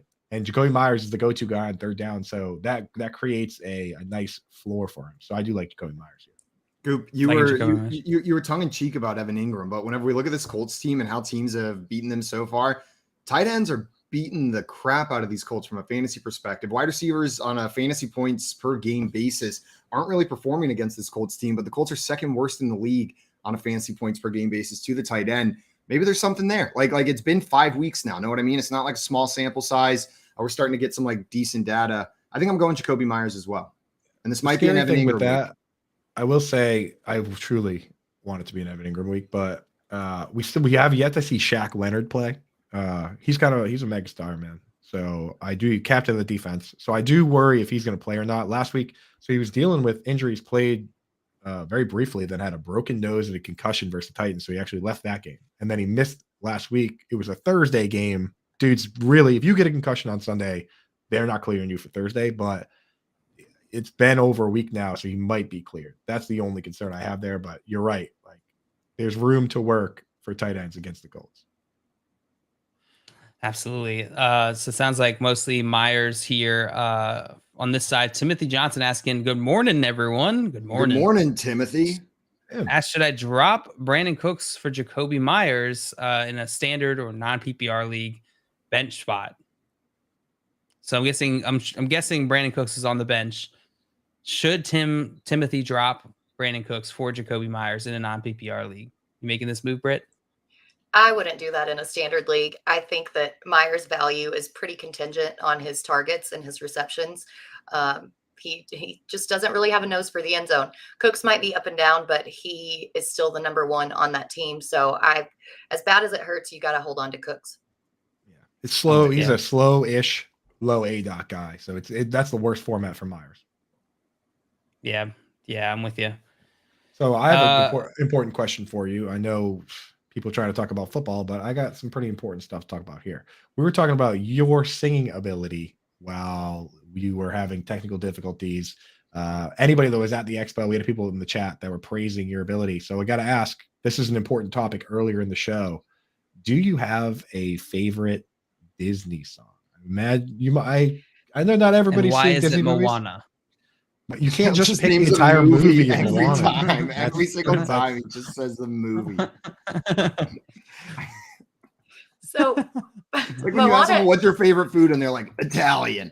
Like, no, Italian what's your favorite food? Italian. That's not fair. You're cheating, JL. So Moana is awesome. It's one of the best newer movies out there, but I'm a classic OG Disney girl. I grew up in like the Disney animation heyday. And funny story, the first talent show that I was ever in when I was 8, I sang Colors of the Wind by Pocahontas. The only reason that I even learned that song was because on the Lion King VHS, yes, VHS, there was an intro before the movie started, and it was previewing Pocahontas. And this song played every time we watched Lion King. I learned it before the movie even came out. Probably drove my parents crazy, just running around the house constantly singing. But it's always been one of my favorites, especially for the nostalgic part of it. That's amazing. That was the song that inspired this conversation earlier, because JL basically said that. What was it? What player was it? Was it Taysom Hill? You decide when to play Taysom Hill. You lick your finger. And you lick your finger. Check all the colors of the wind, and then make that decision. So. I was gonna say it's the second time Pocahontas got brought up in the show, which is funny. Pretty standard. 2 times more than Pocahontas has been brought up in every single other episode of this show combined. So it's a Pocahontas heavy episode over here. I think that's just part of the witch powers, dude. Like the show knew that she would be coming on later, and the witchiness just infused it with Pocahontas. So the Colors of the Wind had already infiltrated the show before you even got on. Colors of the Wind. I think it's true. I think you're onto something there, Coop. In your mind, when you hear Colors of the Wind, what color do you think of first? Blue. Purple. I think I like a turquoise. Orange immediately came to my mind. I'm not sure why. That seems wrong, but orange. The wind just feels orange. It feels playful. It feels bright. Like I don't view the wind as like a malevolent thing. It's a beautiful, flowing, warm, and comforting thing. Even though it's orange cold, wind feels a little too hot, comfortable. Maybe in San Antonio, orange wind feels a little. Yeah, you know, maybe I've been living in South Texas too long, and all the wind feels orange down here. Like the wind where I live is not orange. We got some more questions here in the chat. Tyson asking Godwin or Waddle half PPR in the flex position this week. I think I like Godwin. Who knows what's going on with that quarterback situation in Miami. Even when Teddy Bridgewater was quarterbacking, Waddle only saw 2 targets, I think, after Tua went out. So, yeah, you got to go Godwin here. If anyone, that watches this show regularly knows what my answer is on this question. Unless you're talking about a DFS play here, the answer to this question is make a trade. You have 2 amazing wide receivers here, and the fact that you have to have one on your bench is a crime. So I think you do, in my opinion, gotta go. I mean, geez, it's so tough, but you can't go away from Waddle right now, which means you're gonna have to have Chris Godwin on your bench, which is crazy. So go out, take one of those players and any other player and trade them for a top 10 wide receiver, because that's what you can get. Like if you take either of those guys and package them up, you should be able to get somebody that is like a star. Like if you take Jalen Waddle and anybody reasonable, you could probably get like Diggs or Devontae Adams or something, right? Especially with the suspension coming for Adams. Potentially, yeah.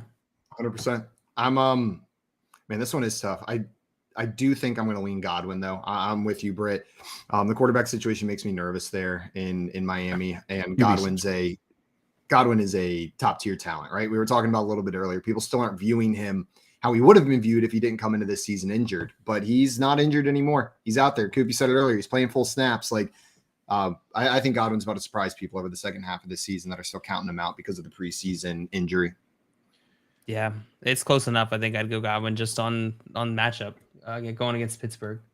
But you know what that means then? Make a trade Jalen Waddle then, because he in most rankings is going to be top 10, if not near the top 10. So make that swap, upgrade. Yeah, then you'll get good advice. Consolidate. Brendan asking, just got offered TJ Hawkinson for Jacoby Myers. Thoughts? Full PPR. What do you think, Simon? If you're not starting Jacoby Myers and TJ Hawkinson's going to upgrade your starting tight end position, then I'm doing this, right? Like, and TJ Hawkinson, if you're looking at making this trade, probably is an upgrade over your tight end position. Maybe even trying to piece it together off the waiver wire. I'm doing this. I'm trading Jacoby Myers for TJ Hawkinson. Yeah, I would make that trade too. Same. Look at us all agreeing. Let's fight about something. Joe, can you give us one we can fight about? I think the next one's a little spicy, the question in there. That one hurts my feelings reading that one. Yeah, sorry, I'm just banning the porn bots real quick. Whenever the porn bots, I will say, dude, whenever the porn bots show up, it means we're doing something good. It means that we're showing up. So, you know, because they wouldn't find us if we weren't, if the live stream wasn't good. So, you know what? We welcome you here. Tinder-hot-.xyz-best adult dating site. One of our biggest fans, and we love when you show up. I detach all of my self-worth to how many porn bots come into our show in the morning. If we don't get any porn bots, I go the rest of the day thinking like, what did I do wrong? Why didn't Tinder-xyz.com want to hang out with me this morning? Yeah. People ask, how was the show? I'm like, not that good. Not no a porn bot showed up. I'm guessing this is the one you're referring to. Taysom Hill or Kyle Pitts from Weather. That's who's we got it from the Weather here. Weather is the person asking the question. Taysom Hill or Kyle Pitts. I have been loyal to Pitts with so much disappointment. What do you guys think? Britt, are you confidently starting Taysom Hill over Kyle Pitts in your lineup this week? Annoying question. Man, this is how much fantasy football doesn't make sense this season. That I'm actually leaning towards starting Hill over Pitts because Arthur Smith just doesn't know how to use him or refuses to do so. Either way, he's not putting up fantasy points. And Hill has that high ceiling. It's gross. I feel like a traitor saying this on live air, but yeah, I think until we see more out of Pitts, you've got to start Hill. Yeah, I mean, unless tight end tickler. Yeah, please stop. Unless Kyle Pitts is Kyle Pitts even practicing? He's got a hamstring injury. So unless he's like a full go, it's probably not even a question, right? Like you got to start Taysom Hill because Kyle Pitts might not even play the full game. We'll keep an eye on it. If Kyle Pitts is a full go, if he practices in full on Thursday and Friday, I'm starting Kyle Pitts. I don't care. But as of now, you got to plan on starting Taysom Hill. I think the right decision might be Taysom Hill. Like I feel like in my brain, the right decision is Taysom Hill, but I can't do it. I legitimately can't do it. Like if I'm looking at that decision on my lineup, I can't put Kyle Pitts on my bench if he's playing with Taysom Hill in my lineup.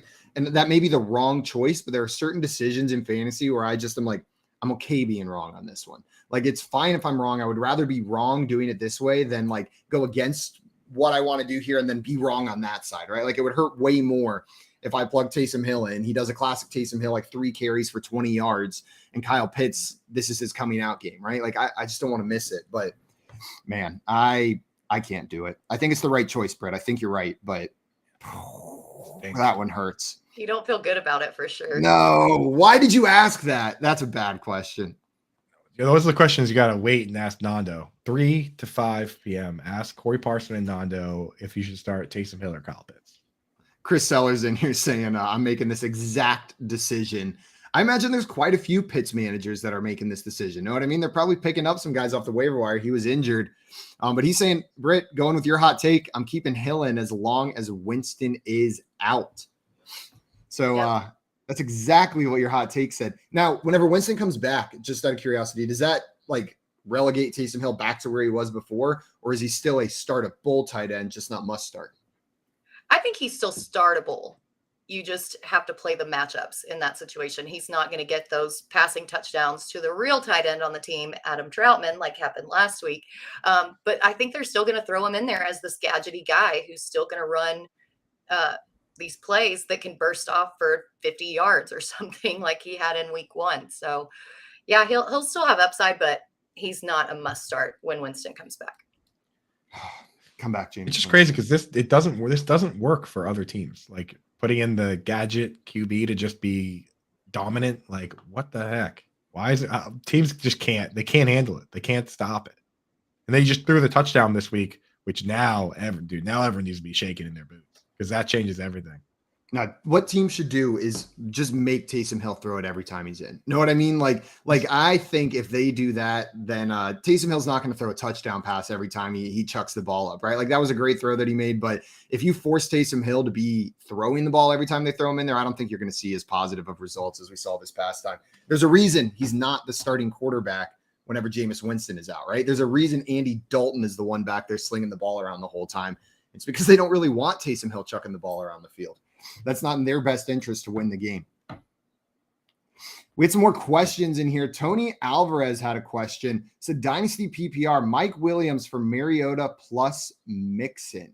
Mariota is just some quarterback depth, but really targeting Mixon. So how do you guys feel about Mike Williams for Mixon plus Mariota? I would rather keep Mike Williams, I think. He got that big contract. You know, Keenan Allen has been out this entire season. Williams has looked really good. You know, we've seen running backs typically not last that long in Dynasty, especially. So I'm on the side of Mike Williams personally. Yeah, I'm with you on that. Like, they're both around the same age. Mike Williams isn't as young as you think, but Mike Williams should, you know, all things considered, he's 28 he just turned 28 and Mixon is 26, right? So all things considered, they probably have a similar number of years left, but I would lean into Mike Williams playing more.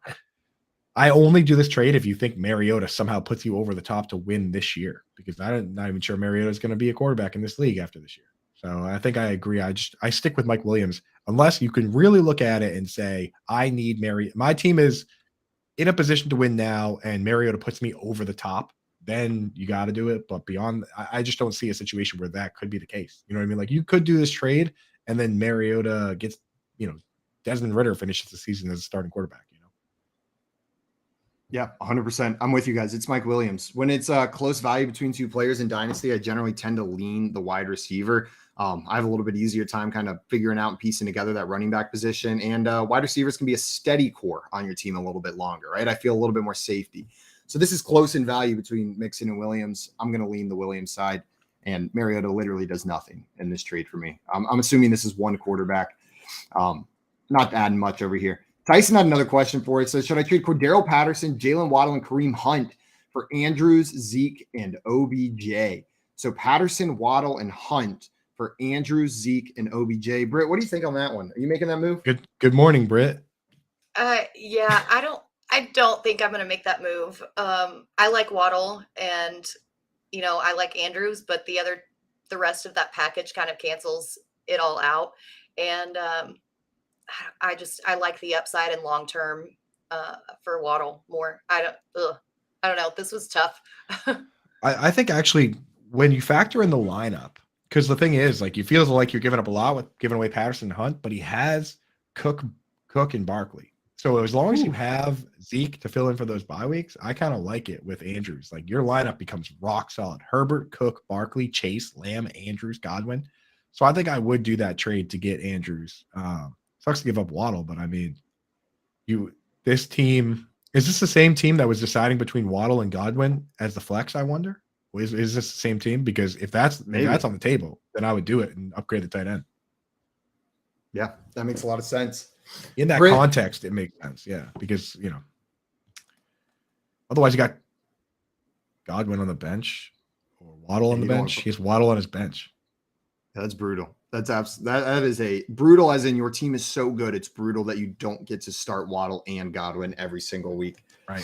Britt, I want to thank you so much for taking the time to come on here and hang out with us this morning. Before we go, I saw someone in the chat earlier asked if you could look into your crystal ball and tell us a wide receiver breakout for the season, someone who hasn't broken out yet. Okay, does your crystal ball have any identifiers for a wide receiver breakout? Oh, for this season, it feels like we've already hit the breakouts on so many of these players. Like, so many of these rookies have already hit early. Check your heart, Britt, with the hometown team. I think there could be one there. I mean, you know what? I'm just throwing this out there again. I think when Burks comes back from his toe injury, he's gonna have a good end of the season. Maybe I'm just manifesting instead of actually looking into a crystal ball, but I still think Burks is gonna get his. Treylon Burks, manifest it. Everyone, in case you're just tuning in, this is Britt Flynn, who we've been talking to for the past 30 minutes here. You can find her over at Fantasy Alarm, where every week she's putting out her 5 hot takes article. And on Wednesday nights, you can catch her live with Coop over on Fantasy Besties, or on Lightning Round, right? On Wednesday nights. That's where you guys got Lightning Round on Wednesday nights. My apologies. Make sure you go follow her on Twitter at Britt_Flynn. Britt, thanks so much for joining us this morning. Thank you guys for having me. Y'all are awesome. See you tonight, Britt. Yeah, man. Now I'm gonna have Carrie Underwood just stuck in my head all day because you sang it right at the beginning, Coop. Get her out of there. Carrie out there. You should have had her sing us a song. She didn't sing us a song, so JL, you're gonna have to sing the song. And Joe, think about that song, and then we'll give you a couple minutes to prepare, and then you're going to have to bring that out for us. We'll Can't put you wait on the for spot that. immediately. Guys, Thank coming you. up, we've got Alex Korf, a.k.a. Peaked in High School, the creator of our almighty and oh-so-great trade value charts coming on with us. You're listening to the Front Yard Fantasy Morning Show here on Bettor Sports Network. Make bets and follow your fantasy team while you buy, sell, and trade collectibles in real time. Only on Bettor Sports Network.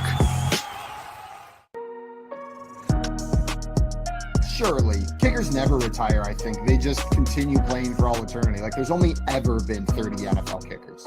They're always readily available too, it seems. Like, you know what I mean? Like, they just get called up. They're like, you kicked for us 10 years ago, right? Why don't you run it back? Let's I imagine Graham every Gano, single kicker that gets the call is on a high school football field somewhere just practicing field goals after hours. Like it's like 9 p.m. and they're out there just at the local high school kicking field goals, and the phone rings. They get the call and they're like, yeah, I'm ready. I've been practicing with it. I have an amazing kicker story if you guys have a second. I got a couple. The number one all-time field goal kicker is Adam Vinatieri. The next two guys are Morton and Gary Anderson, right? Gary Anderson was a dude from like South Africa that just played rugby and soccer. He just could absolutely boot the ball, right? They bring him over and he does like a tryout and he's just absolutely crushing the ball. And all these colleges are like, dude, we want you to come kick field goals for us. And he goes, I don't even want to play football. He goes, I want to play soccer. He goes, I want to play soccer. He goes, so if I can come to your school and play soccer, I'll also, in the fall, I'll kick for the football team. And Syracuse was like, yeah, sure, whatever. Like, you're on the soccer team. Like, come on. And he went to Syracuse to play soccer, but also kick field goals. And then he ended up being a top 3 point scorer in the NFL all time. That's ridiculous. And his answer to recruiters was, I don't want to play football. I'll do it in my spare time. Yeah. He's like, you got a spot for me on the soccer team. Syracuse is like, yeah, we got a spot for you. We don't even care about our soccer team. We don't even care. We totally have that spot. Right? They had to like cobble together a soccer team. Like, yeah, this guy's the captain. Oh my God. It's like Accepted, the movie, but they just like had to throw together a whole fake soccer team. Somehow they still got Justin Long. Right, yeah. Like, Adam Sandler's the coach. And dude, imagine they win the national championship. That's a movie, dog. Yeah. Boom! Someone call up Disney. Yeah, we just wrote a movie for you, Disney. This has Disney sports movie written all over. I'm borderline crying right here just thinking about this movie right now. Dude, the story gets even crazier. Like, I should have looked it up again, but like it was like a high school coach that went and found him, and then that high school coach ended up being somebody crazy famous that like coached for the Rams. Stay tuned for sports. Talk about your picks, your fantasy teams, and your sports collectibles on Bettor Sports Network.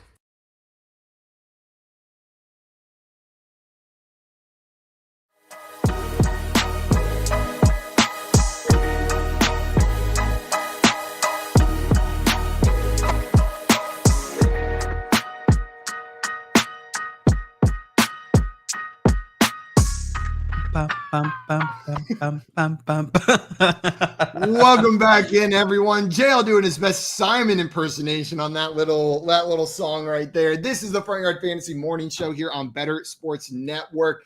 We just said bye to Britt Flynn, great friend who came up and talked a little bit about some of her hot takes for this week, helped answer some of your questions as well. And now joining the stage, like every Wednesday, we've got Trade Daddy Alex Korf coming up here.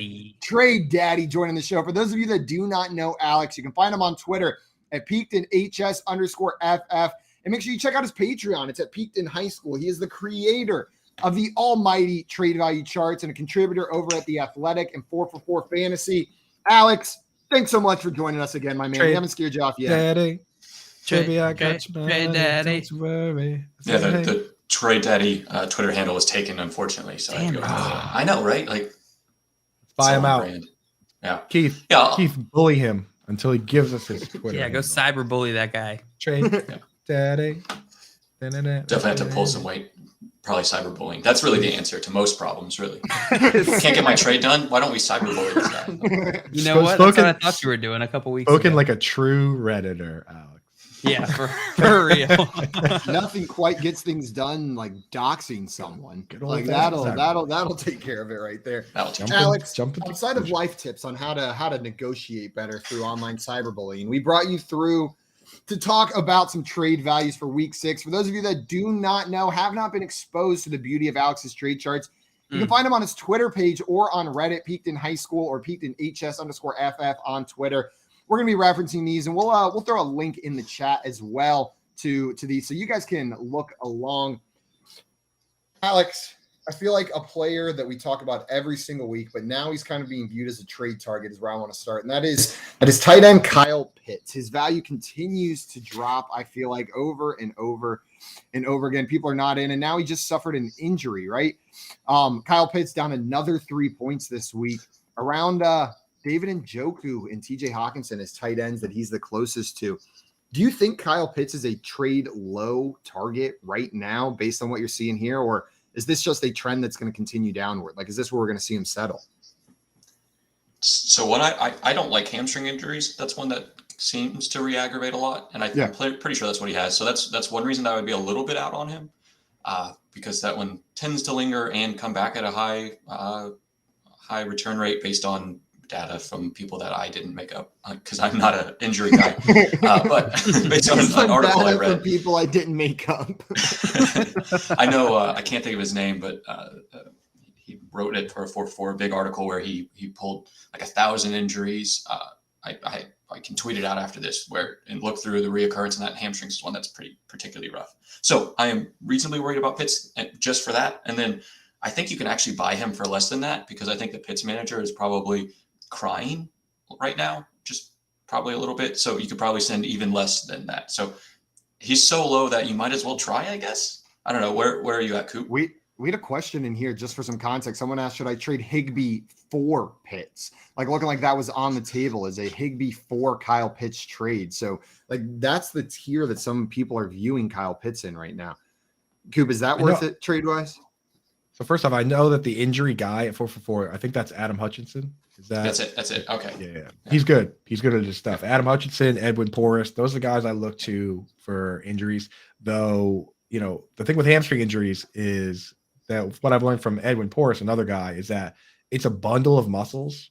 So the range of what the injury can be is so drastic. And, it's not like they just tell us, oh, we're going to do an MRI. They don't come out and say, here's what the MRI said. You know what I mean? So it could be like 3 ripped muscles as a hamstring injury, or it could be 1 strained muscle. So that's what makes it so tricky. And that's why, Alex, I'm with you that like anytime I hear that, I'm like, good God, here we go. You're in the mixer. So for me, I'm not giving up on Pitts, but obviously you need to make other plans. So that I completely understand why the trade chart would suggest that it's this way. And if you're like, leagues run the gambit, right? There's some leagues that are like 8 or 10 team leagues where the benches are shallow. Each team just has 1 tight end because they're lying all over the floor on waivers, right? And then there's other leagues, like I have a few that are like 14 team leagues and there's like 7 bench spots. It's practically best ball where 2 or 3 tight ends are held by a bunch of teams. In those leagues, you probably strongly have to consider trading this player because he didn't even look that good. And he also has hamstring injury. So if you can capitalize on whatever's remaining of that name value, might be the time.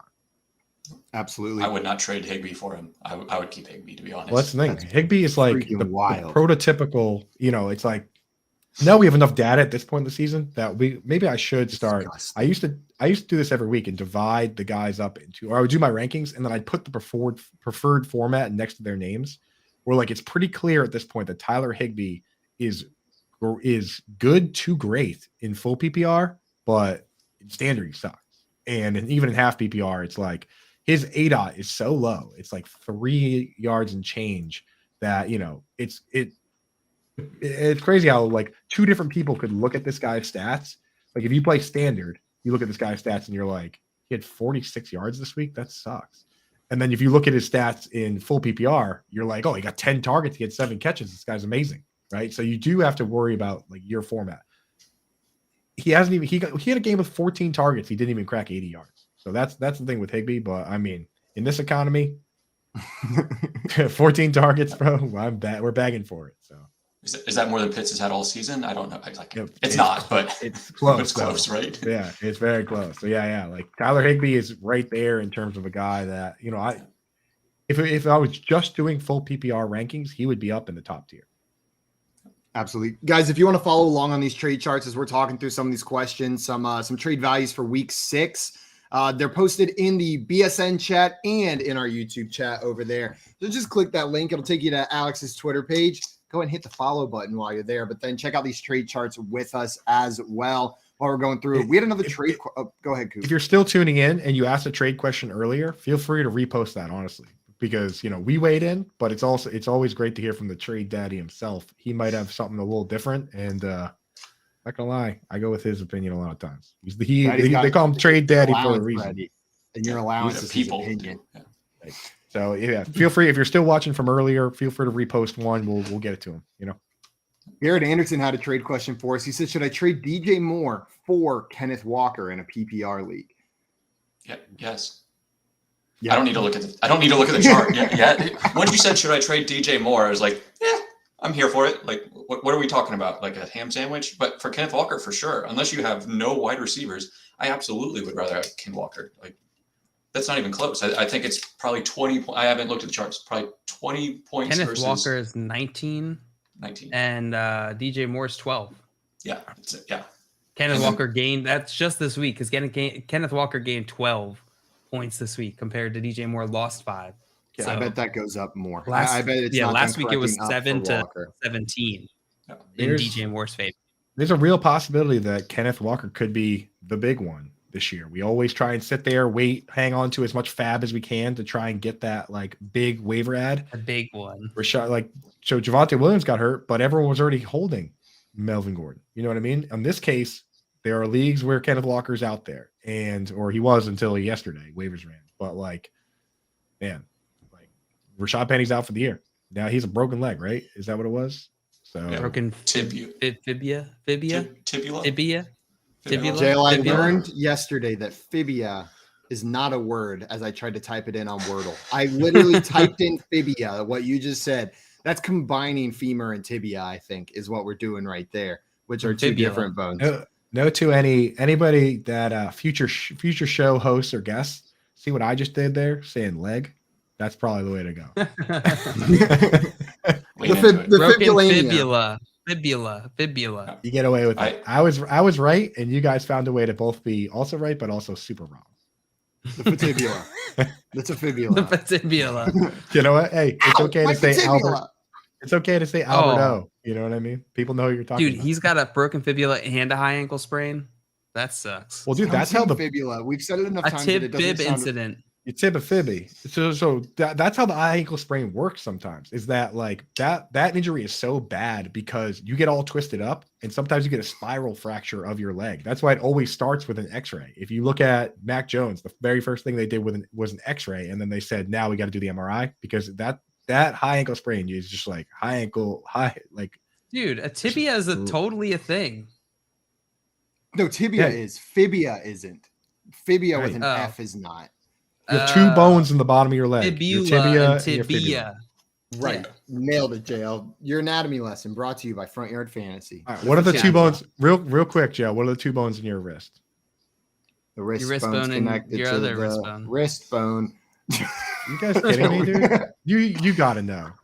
You've got the lateral meniscal disc and the I think Alex, bail us out here, please. Your penal bone is in the wrist. I thought there was more than 2 wrist bones. I'm gonna be honest. Your forearm. Your forearm. The two major bones in your forearm. Yeah, there's like 19 in your wrist, I think.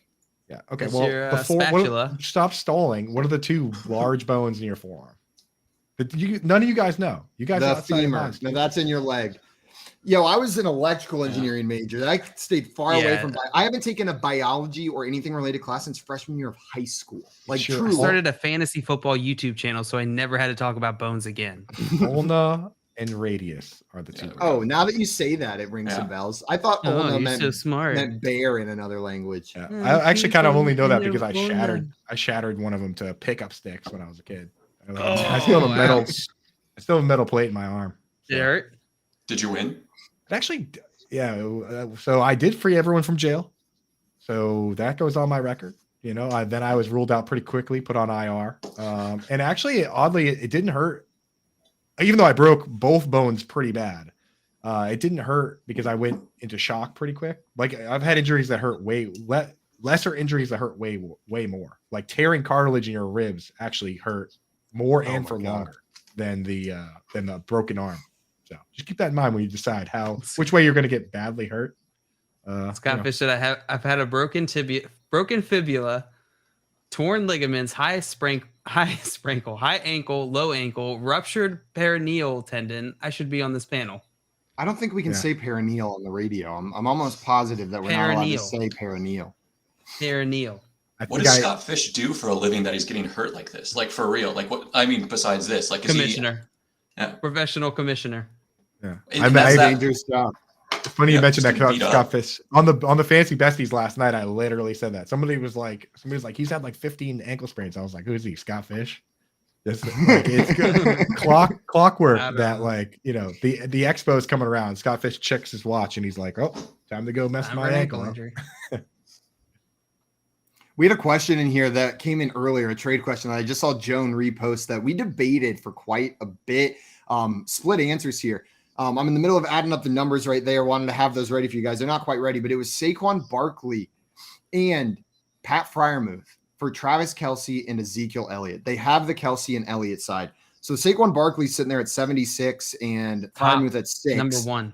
Right, and then Travis Kelce, number 1 at his position, sitting at 51. And I haven't found Zeke yet on there. Zeke's sitting at 20, so that brings it up to 71. So this is in favor on paper of the Saquon Barkley Freiermuth side, but I feel like this isn't as clear, and it's only a 5-point difference right here. Alex, which way are you leaning? What was the second half of the trade again? One more time. Sorry. Travis Kelce and Ezekiel Elliott was one side. Saquon Barkley and Pat Freiermuth was the other side of this trade. Yes, we got that one earlier. I'm probably on the Barkley Freiermuth side. And I love Kelce. I'm from Missouri. I like the Chiefs, all that. I just almost always go with a running back on that side.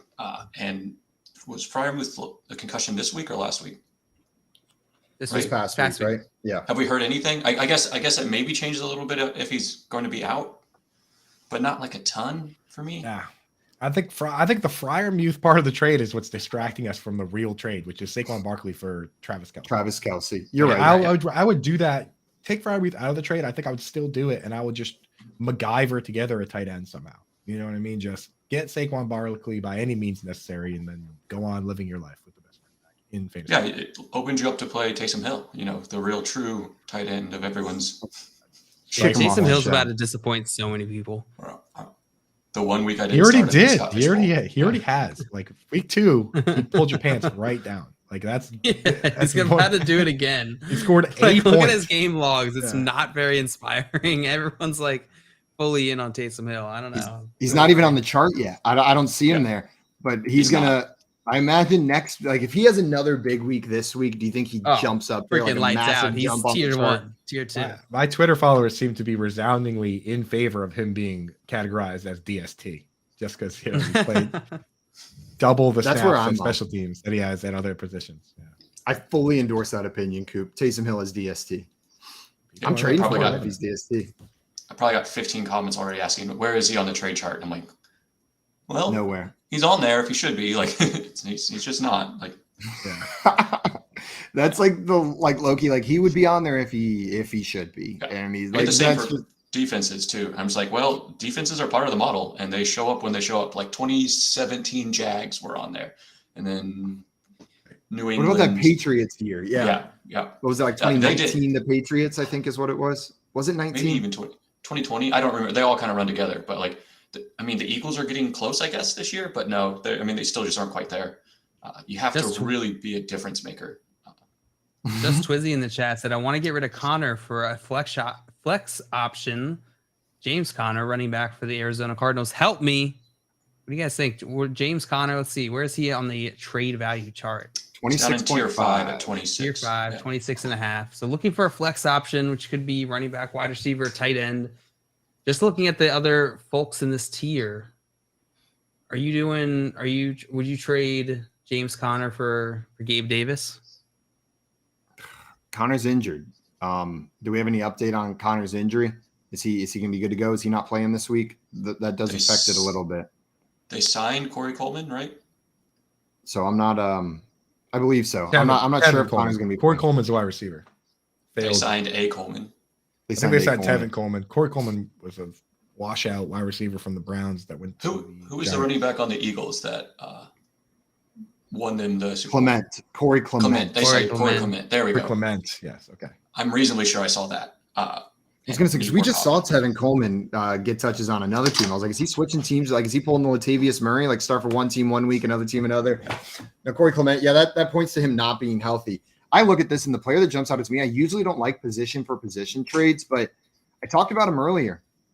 David Montgomery looks like he's stepping right back into this full-time starter role for the Chicago Bears. Like, Khalil Herbert's going to be a backup is like what it looks like if he got the workload like week 1 coming back from injury. I'd be fine throwing out James Conner for David Montgomery straight up. And I think people are a little bit too low on Montgomery right now. He should be a tier or 2 higher here. I'm not sure the Montgomery owner would do it. I don't think they would see the upside. I don't think the Gabe Davis owner would do it either, to be honest, because he just went off and Conner is trending down. Maybe Keenan Allen? I'd try to go for like a Chris Godwin if people aren't. If people are just looking at the box score and not at the snap share, then they might not be as high on Chris Godwin as they should be. Yeah. Like he's come back, he's been okay, but he's playing like every snap now. He's like back. You know, so would you do it for Kirk, Christian Kirk? That's spooky. That's a Halloween trade right there, dude. Because Christian Kirk looks that's wild. I love these trades that it's happened multiple times throughout the show this morning where. It's like we were talking about something that if we had been talking about it 5 weeks ago would have been insane. Christian Kirk, bro, like 71 of 74 snaps, 49 of 51 routes, all exercise team once again this week. Yeah, he's getting his reps out there. It's just with the shadow of Evan Ingram, it's hard for anybody to perform is what it is, right, Coop? I mean, like just living in the shadow of the Colossus under the weight of massive talent. It hurts. Is that how you feel, Coop? Is that how you feel, Coop? Just a rough place to live, you know. We've all been dwarfed by Evan Ingram and his double-digit targets. Yeah, so. Dustin in here with the comments. Coop, pickup sticks. Were you playing games in the 1700s? Stick and hoop was already taken. Couldn't churn butter after breaking your arm. My arm definitely. The X-rays of my arm looked like pickup sticks. It also kind of looked like stick and hoop. Like that's how bad I broke it. Pretty serious scar. Did you land on it? Like, what did you? How do you do? Like, I landed on. I jumped off the steps, slipped, and landed on the cement with my elbow locked out, and my elbow stayed locked. So my arm created a brand new elbow. Jesus. Right in the ulna and radius area there. So yeah. Oh, so and you were freaking acting all high and mighty over here because you knew the name of the bones you broke. Well, that makes sense. He did tell us that. To be fair, ask me any other. I only know this because I broke those bones. What's the bone in your butt called?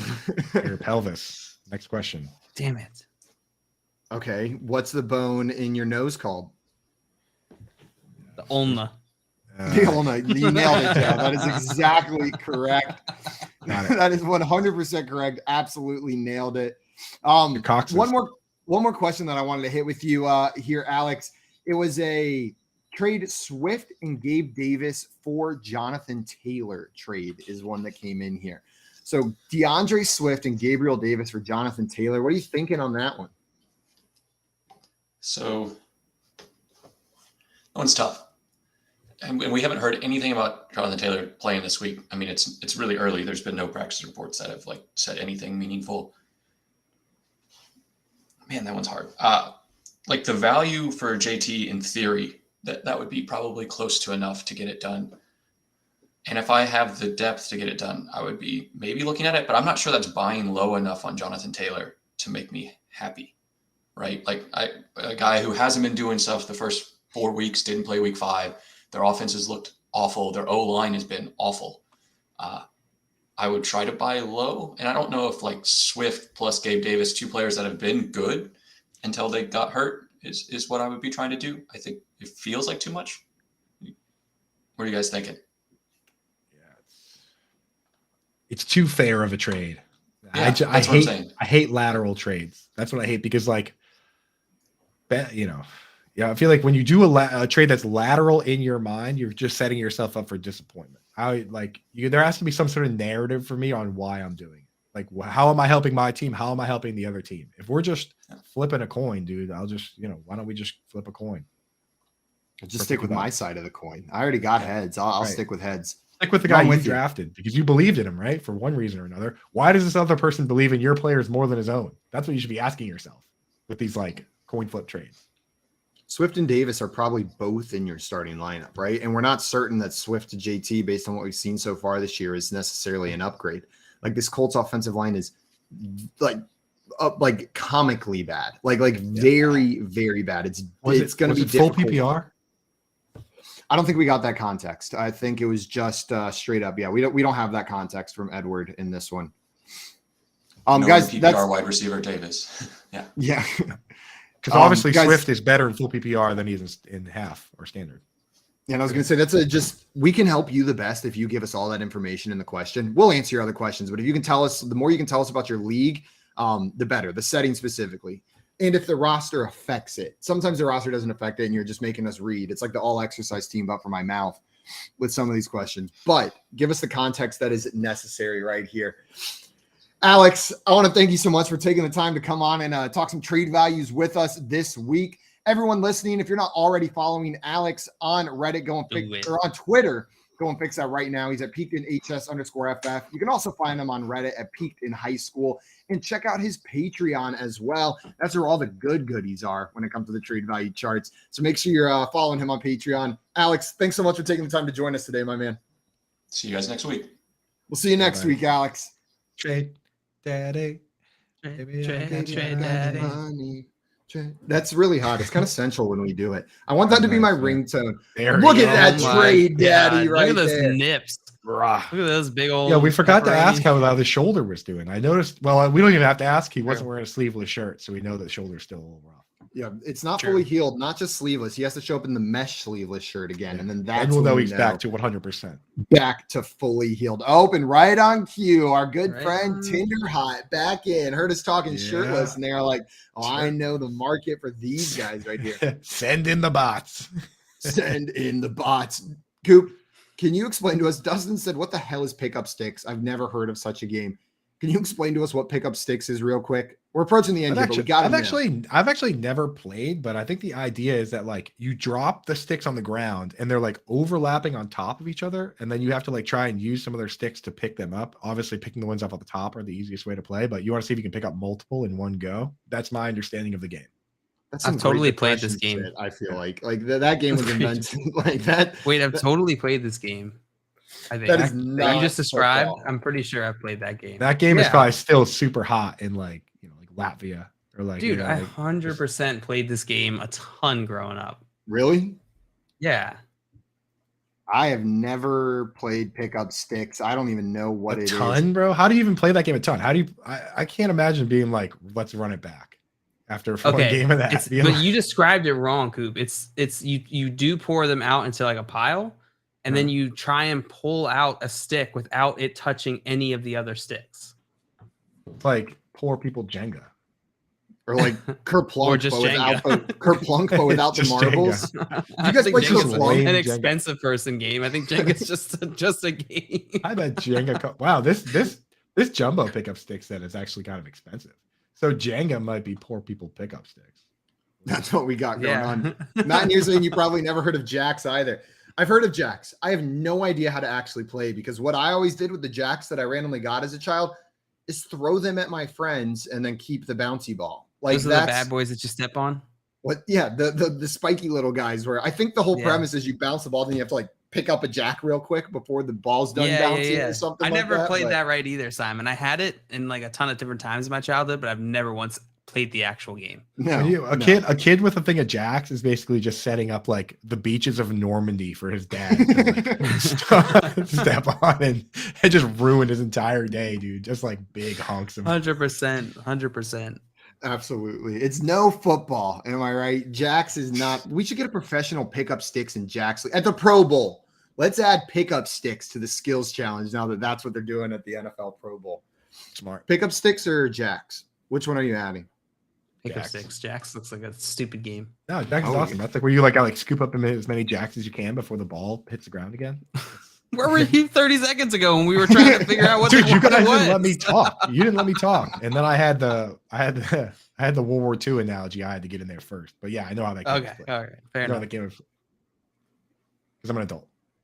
Because you're an adult. I see Tiffany saying, what did I miss? Nothing. You're good. You didn't miss anything over there.